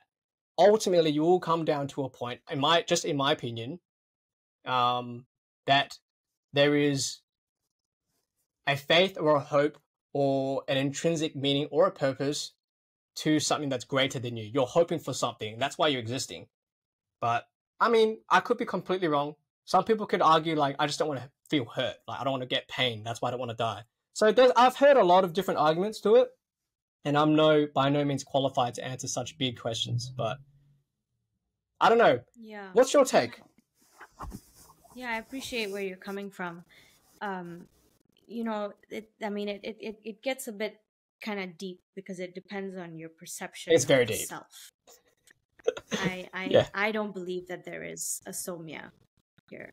I mean, I obviously it feels like I have a physical body and I'm talking through the lens. I'm talking as though I am Somya, and there's all these stories I tell myself that this is who Somya is. But when you really look deeply enough, there really actually isn't something there. It's like I'm appearing as Somya. It's the world, all these like entities coming together as Somya, and all these stories I've told myself about the past, it's concretizing more and more my sense of identity, my sense of this is why I'm here. I need to share with the world, Philosopreneur, like this is my purpose, my meaning in life, whatever it is. But is it that? I don't know, because the world, we live in an open universe. There is no end to what could be. So I could tell myself that this is my purpose, but then the next moment my purpose might change. Like for you had no idea what your, maybe earlier, like a few years ago, what your meaning and purpose in life was, but now it's coming together, and then it might change. It's because that sense of self is actually, there is no continuity. It's constantly dying and being reborn in every single moment. And that's why I don't believe that there is a purpose or meaning, because that itself is continuously is dying and being reborn. So in this moment I might have a purpose, but in the next moment I may not, or it may be a different purpose. I think the meaning of life is to just live it. That's it. Follow your passion, like whatever your curiosity is. I mean, you have to ask the why, for sure. I think that's just innate. It makes life fun, but I don't think that you need to have some kind of I don't think you need some kind of, don't kill me for saying this, a North Star. No, so go ahead. To Yeah. no, That's fine. to live life. No, but I love No, what you're trust doing as me. well. I think it's all part of what makes life fun and interesting, and the questions we ask Yeah. are deeply important.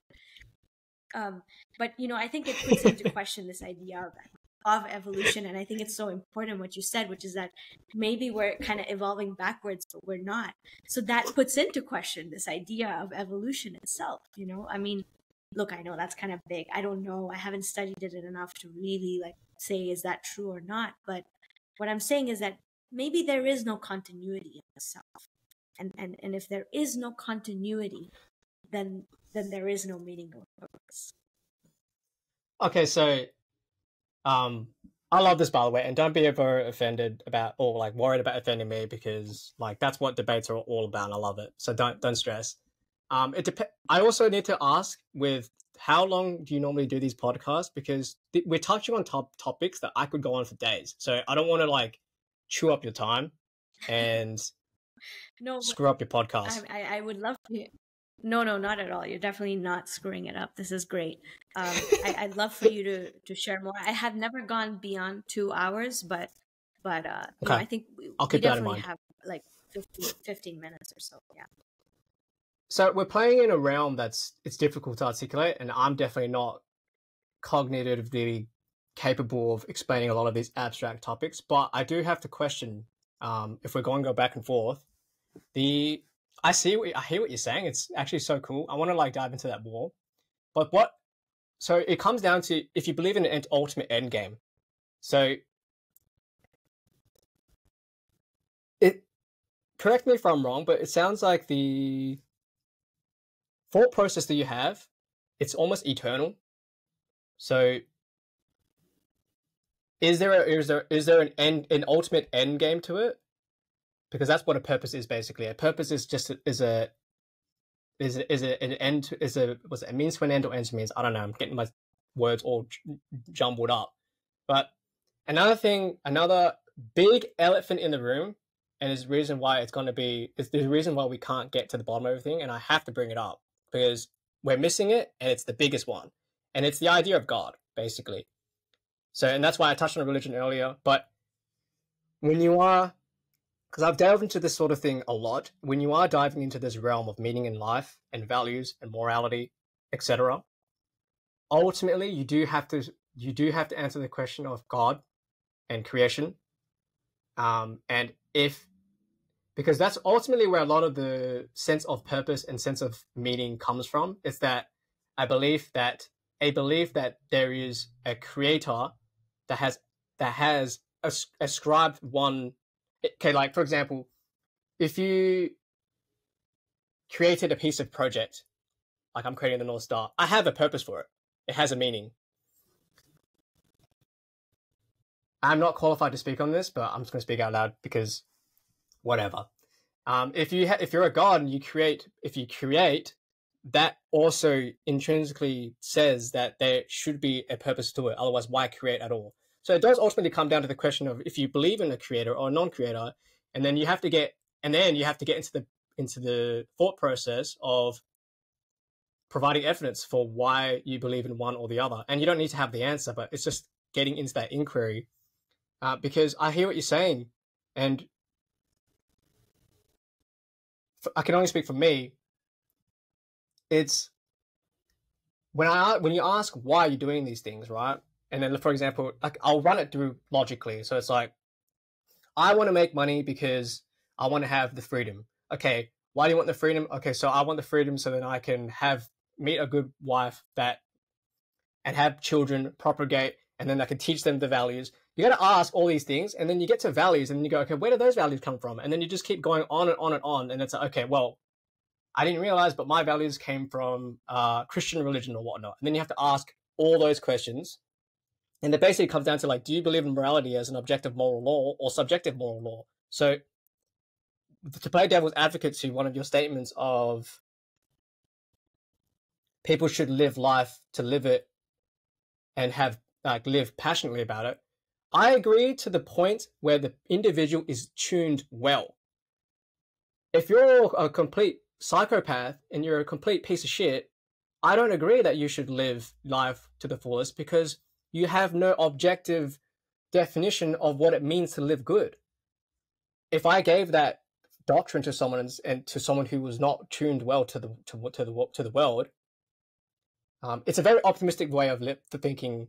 It's a very optimistic view, and I think there has to be, to a degree, some objective code or law, such as the Ten Commandments. I'll just put that out there, that can align people to something that's like, okay, this is the right way to live. And if I stay to this, it has an ultimate end. And the Christian doctrine, or not doctrine, the Christian religion will say that you do this, and then the ultimate end goal would be to reunite with your creator in heaven, right? That's their end game. But if you're going to, I guess, go on a different truth, that question needs to be answered as well. Like, what's the end game for that? And if you don't believe in it, that's cool too. That's just something to dive into. Does any of that make sense? I know I'm like rambling, but this is beyond my intelligence, to be honest. No, I love this, and same here. I'm also just sharing, but I don't really know, and things might change. Who knows? Next year I'll say actually there is a purpose to life. But yeah, I see. I appreciate coming from. I don't really know where I'm at with God right now. I come from a Hindu family, so we have so many gods. And then I took a Zen Buddhist path, so it was more like a philosophy than a religion. And then astrology came into my life. So I really see things as archetypes. There are 10 archetypes from the sun to Pluto. Everything I see are just kind of archetypes. And so those are gods to some extent. I mean, if you go into mythology, you can just really see all the archetypes. Even in Hindu religion, all the deities, you can see it through an archetypal lens. And so to me, all of that is they're technically, in my eyes, there's 10 gods because there are 10 archetypes. So that's the way I see it. And each archetype is multivalent. That means it has a light and a shadow. So I believe in the good. I'm with you. I appreciate the example that you shared about someone who is, clear-headed, may not need to have a purpose or meaning in life and can just live with a sense of emptiness. I mean that in a Buddhist way. Right. And someone who's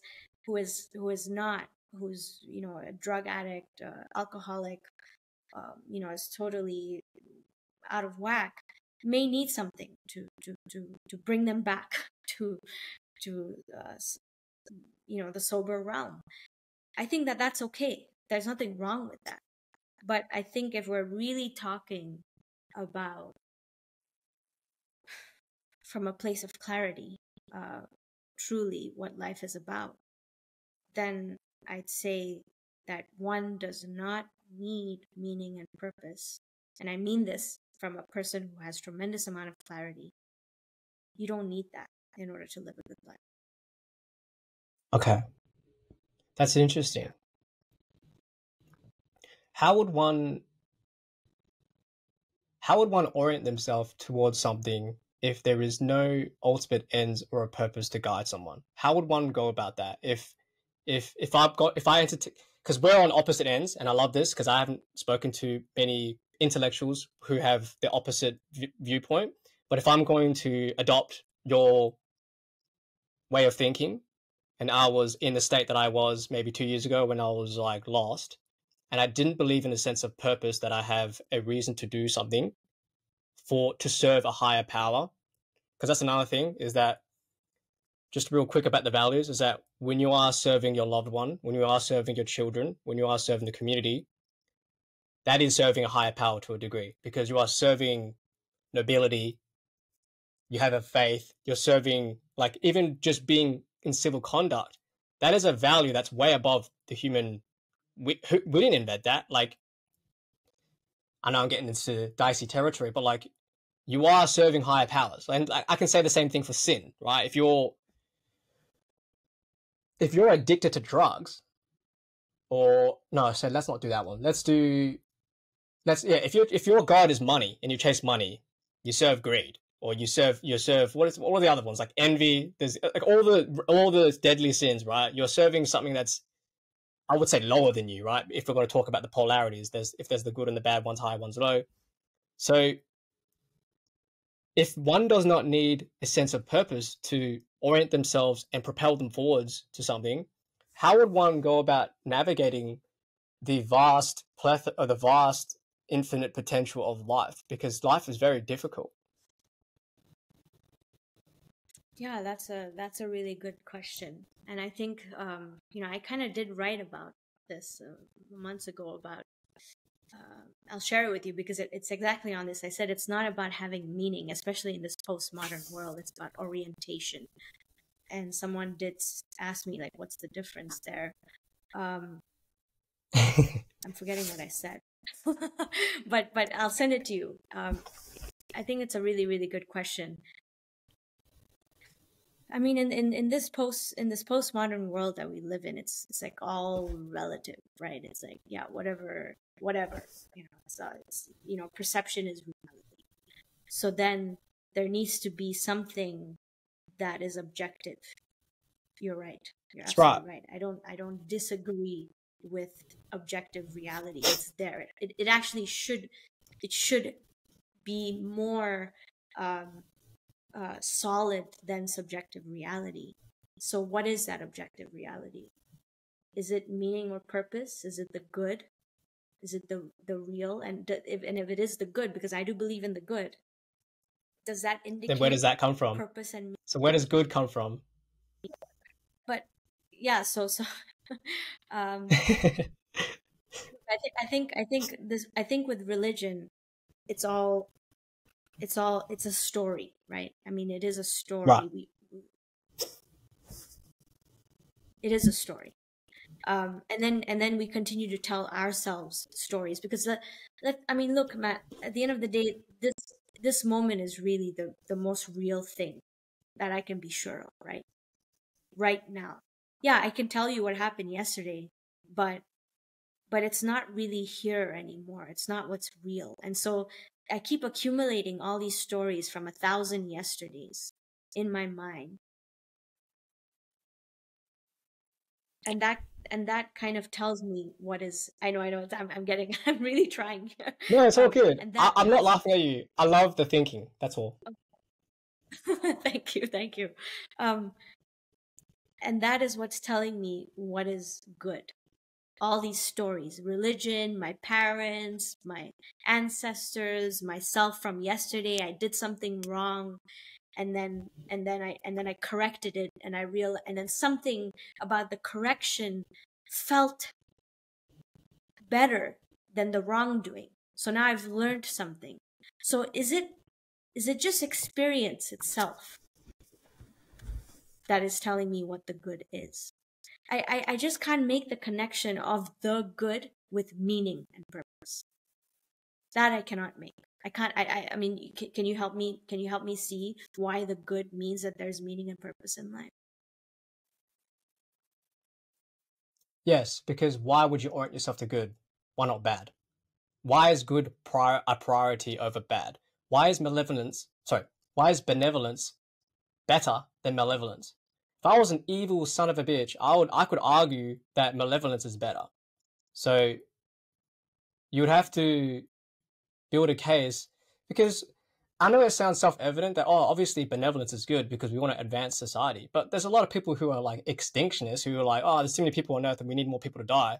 So it's like, when you play in the realm of subjective morality, you play with the devil in terms of of using rationality to back up things that aren't benevolent. So I'm not sure if I answered your question. So connecting meaning and purpose with good. Yeah, you have to be able to believe that. Again, yeah, actually, no, I stand by what I say. You have to actually believe that being good is the thing that you are orienting yourself to. And let's just define purpose, for example. A purpose is basically the why again. So it's like, I have a hammer. What's its purpose? To hit things. Okay, that's the why. It's the utility. The utility of this hammer is its purpose. So when you ascribe that to a human being, why are you Matthew Doe? Why are you Sonia? Okay, so what is your utility? And I know I'm not trying to make it really transactional. I'm here to clock in and do this and that, but it's a holistic why, right? So what are you here to do, and why are you serving the world, essentially? And then you have to be able to provide evidence for why you are going to adopt a benevolent framework. And why is that better than a malevolent one? Because psychopaths can claim that cheating, lying, stealing is a better way to live because it's quicker. So they can use that evidence to back up their claim. I could provide, and then you were talking about stories and experience, and I'm with you on that. I think we align on the idea of story. That story teaches us the morals that we then experience that then further back up the evidence. But then the question has to be like, why is this story teaching us moral goodness and not moral evil? Why is it that a story, anytime it talks about a villain, it's a thing that you shouldn't be doing? Why isn't it not propagating it? Why is it not putting it at the highest hierarchy of values, basically, like the thing that we should aim at? And ultimately, like I said, I know we get into dicey territory, but I do believe it is you cannot take God out of this equation, in my opinion, because anytime you play with moral, objective moral and relative subjective moral, you have to play with the concept of God or no God, because the idea of because when I asked you before, like, what is, like, where does goodness come from? Well, God, in a book, the Bible, God could say, God is good, and therefore he ascribes us values that's objective, and we are all aligned under his objective truth, and we strive towards that as a purpose, and then we can ascend to an ultimate end game, which is heaven. Or you toss all that away, but then you need, because I'm okay with that, toss all that away, but then give me a new system or evidence, or give me a new something to work with that is better than that. And if you can't, then I have to, because one of my major laws in life is faith. You have, because, and not faith in a religious sense, although it is religious, but to explain it in layman's terms, it's like, if you accept that human beings are imperfect, ignorant forever, and we're going to die, like we're not all knowing, we are not God, basically, you have to accept that. I'm losing my train of thought. Damn, I lost my train of thought. Where was I going with that? It was going somewhere good. I'll have to come back to that. I totally lost my train of thought there. But it's probably a good time for you to chime in, because I do ramble. No, I think this is a very deep conversation, and I think we can continue talking about this. You've inspired me to perhaps even write a piece on this, and sorry, yeah. I was going to sorry to interrupt you. I was going to No. mention, you mentioned you don't need meaning, you just need orientation. Okay. The one thing that I would have an objection to that is, how do you know what to orient yourself to if you're not looking at something? So if you got a 360 view and you say you need orientation, you cannot technically orient yourself to something unless you're actually looking at something objective to a degree. So to me, a meaning is an description of truth, which is that objective thing that you can orient yourself to. But an orientation without that is, in my opinion, impossible. Yeah, that is a good point. I think I may need a moment to sit with this one. Sorry, I don't mean to be a pain in the ass. I'm just No, not at all, not at all. No, it's good. This is the kind of stuff that I really, really enjoy. So, yeah, give me a moment to sit with that, because I can't. I think I did say something about orientation and meaning, and I just can't remember what it was. That's but okay. I'll get Yeah, back to you on that. But no you know, worries. the thing on God for me, it is, and I'll write about this because I actually I have two more questions I want to ask you before we end. Sure. And the sense of archetypes, because like I said, each archetype has a light and a shadow, and it's you know, it's a multi-dimensional universe, so you're seeing it not just through the lens of Christ or through Shiva or through Buddha, but you're having an entire scale. It's like a rainbow, really, that you're looking at. And why good and why not bad? Yeah, I'm still stuck on why, if you were to choose one. Well, actually, no, I have it. You know, destruction and chaos is part of the universe, right? I mean, when the galaxies are formed, and I mean, when an island is being born, it's like volcano, blah, it's just like, it's ugly. I mean, when a child is coming into the world, it's like, you know, shit and piss and blood, like, everywhere. I mean, it's chaos. It's disgusting. It looks evil. I mean, you could imagine, like, when a woman in the early days was giving birth, I mean, it probably looked like she was going mad, or like some alien was, you know, you could just imagine for the first time, like, people witnessing that, like, what the hell's going on here? This is insane. And you know, maybe even just murdering her. I don't know. I'm just wondering, because it looks terrible. So there's an element that you know, there's a role that creativity and destruction plays in evil and good. Like, you would we even know what good is if there was no evil? So I think I can't answer your question. It's something for me to sit with. Like, why is it that we're oriented towards the good versus evil, despite the fact that there needs to be? I personally feel there has to be that in the world, and it will never go away. But yeah, I can't answer your question right now. I still need to hold it. So, yeah. I'll quickly, and that's perfectly fine. I can't answer a lot of your questions either, but the whole point of is having conversation is just to think about it. What I will say, though, is I agree with the creation and destruction, and that destruction on its own is actually part of the process.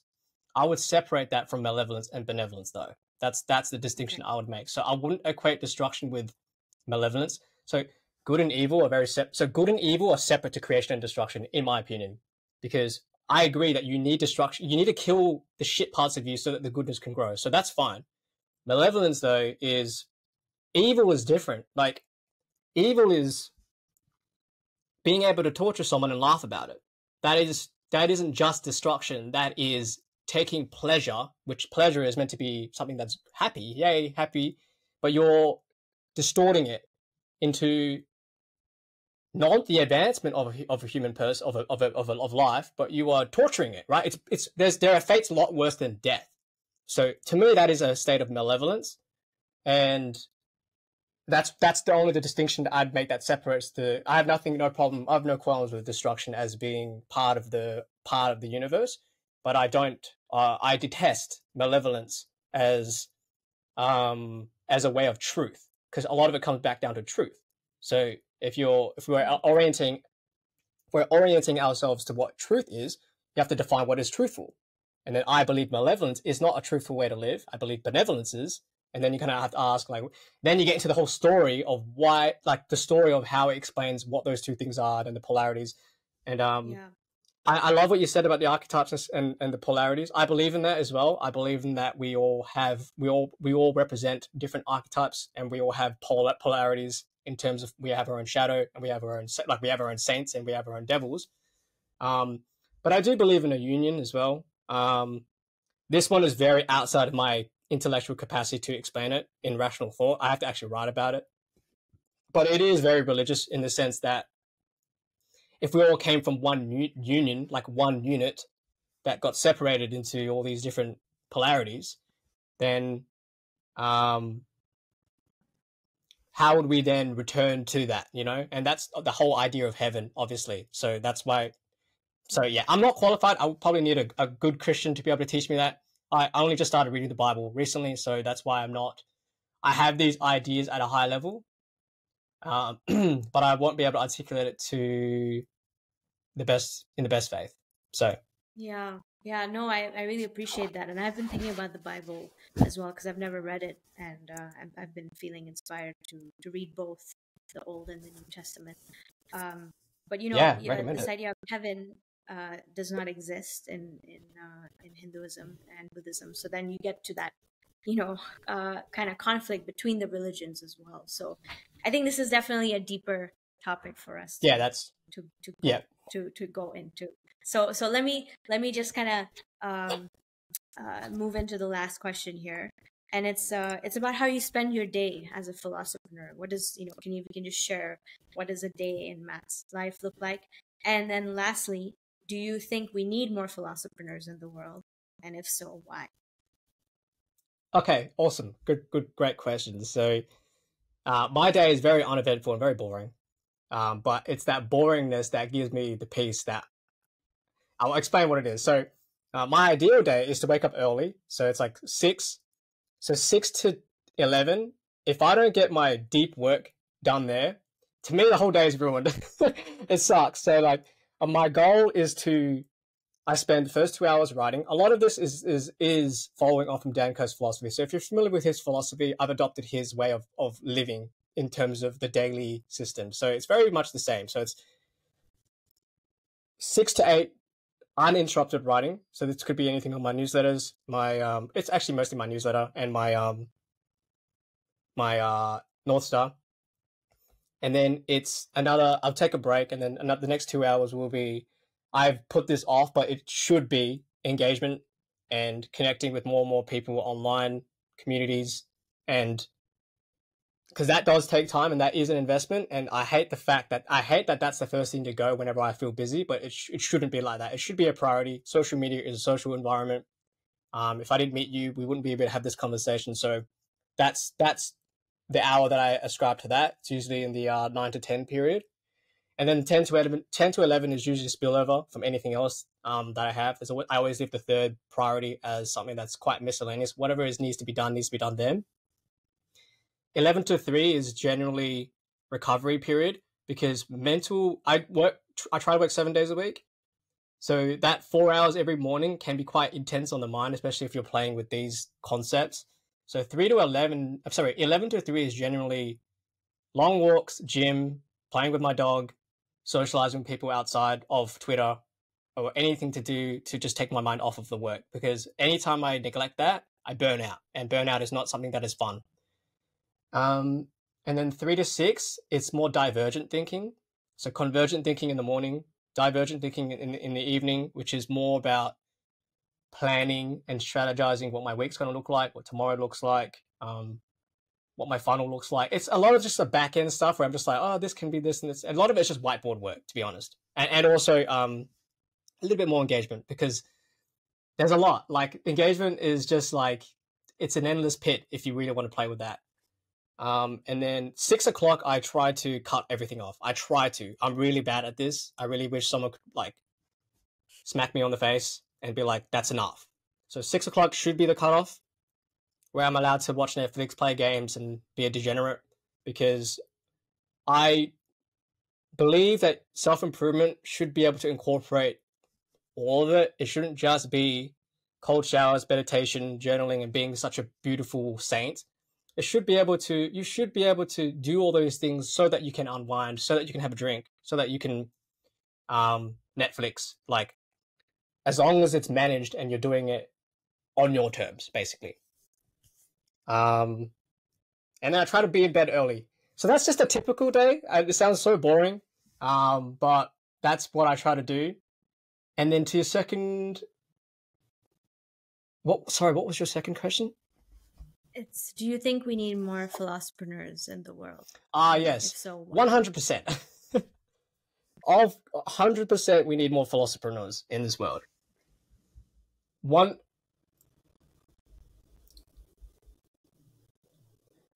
We are moving. So we talked about postmodern world a bit, like modern world. I believe that we will elevate, especially if I'm talking about lines of work, more towards cognitive and mental thinking.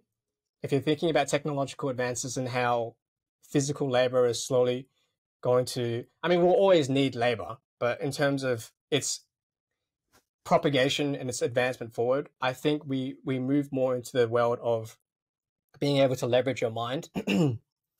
And therefore, I think that more people need to be thinking deeply about things. And I'm not saying think so deeply that you just lose yourself in your mind. You just need to ask a couple of questions like why you do what you do. That's it. That's one question that can put you on a rabbit hole, on a pathway. And I think the Philosopreneur, as we mentioned, as we've tried to define today, is just asking yourself these deeper questions. And then, money always comes up, right? So it's like, okay, how do I do this and then make money with it? And that's the whole thing that I'm trying to do with everything we're doing today, right? Or what we're doing for the next 5 to 10 years is monetizing our minds. And monetizing, it shouldn't be something that's scary. That's like, I'm just trying to sell you snake oil. It's like, no, if you have valuable ideas and attention is at war, you want to be the guy that's got the good ideas that everyone's paying attention to because you have solutions for the real problems in the world, whatever that may be. I don't know what they are. So yes, we 100% need more philosophers. I don't think if we decline in that sense, I think that would be a direct measure of a declining society. Yeah. Yeah, totally. Well, that was really great. I had such an awesome time talking to you, Matt. Really appreciate this conversation. And thank you, everyone, for tuning in. Thank you, Matt. Thank you very much. It was a pleasure.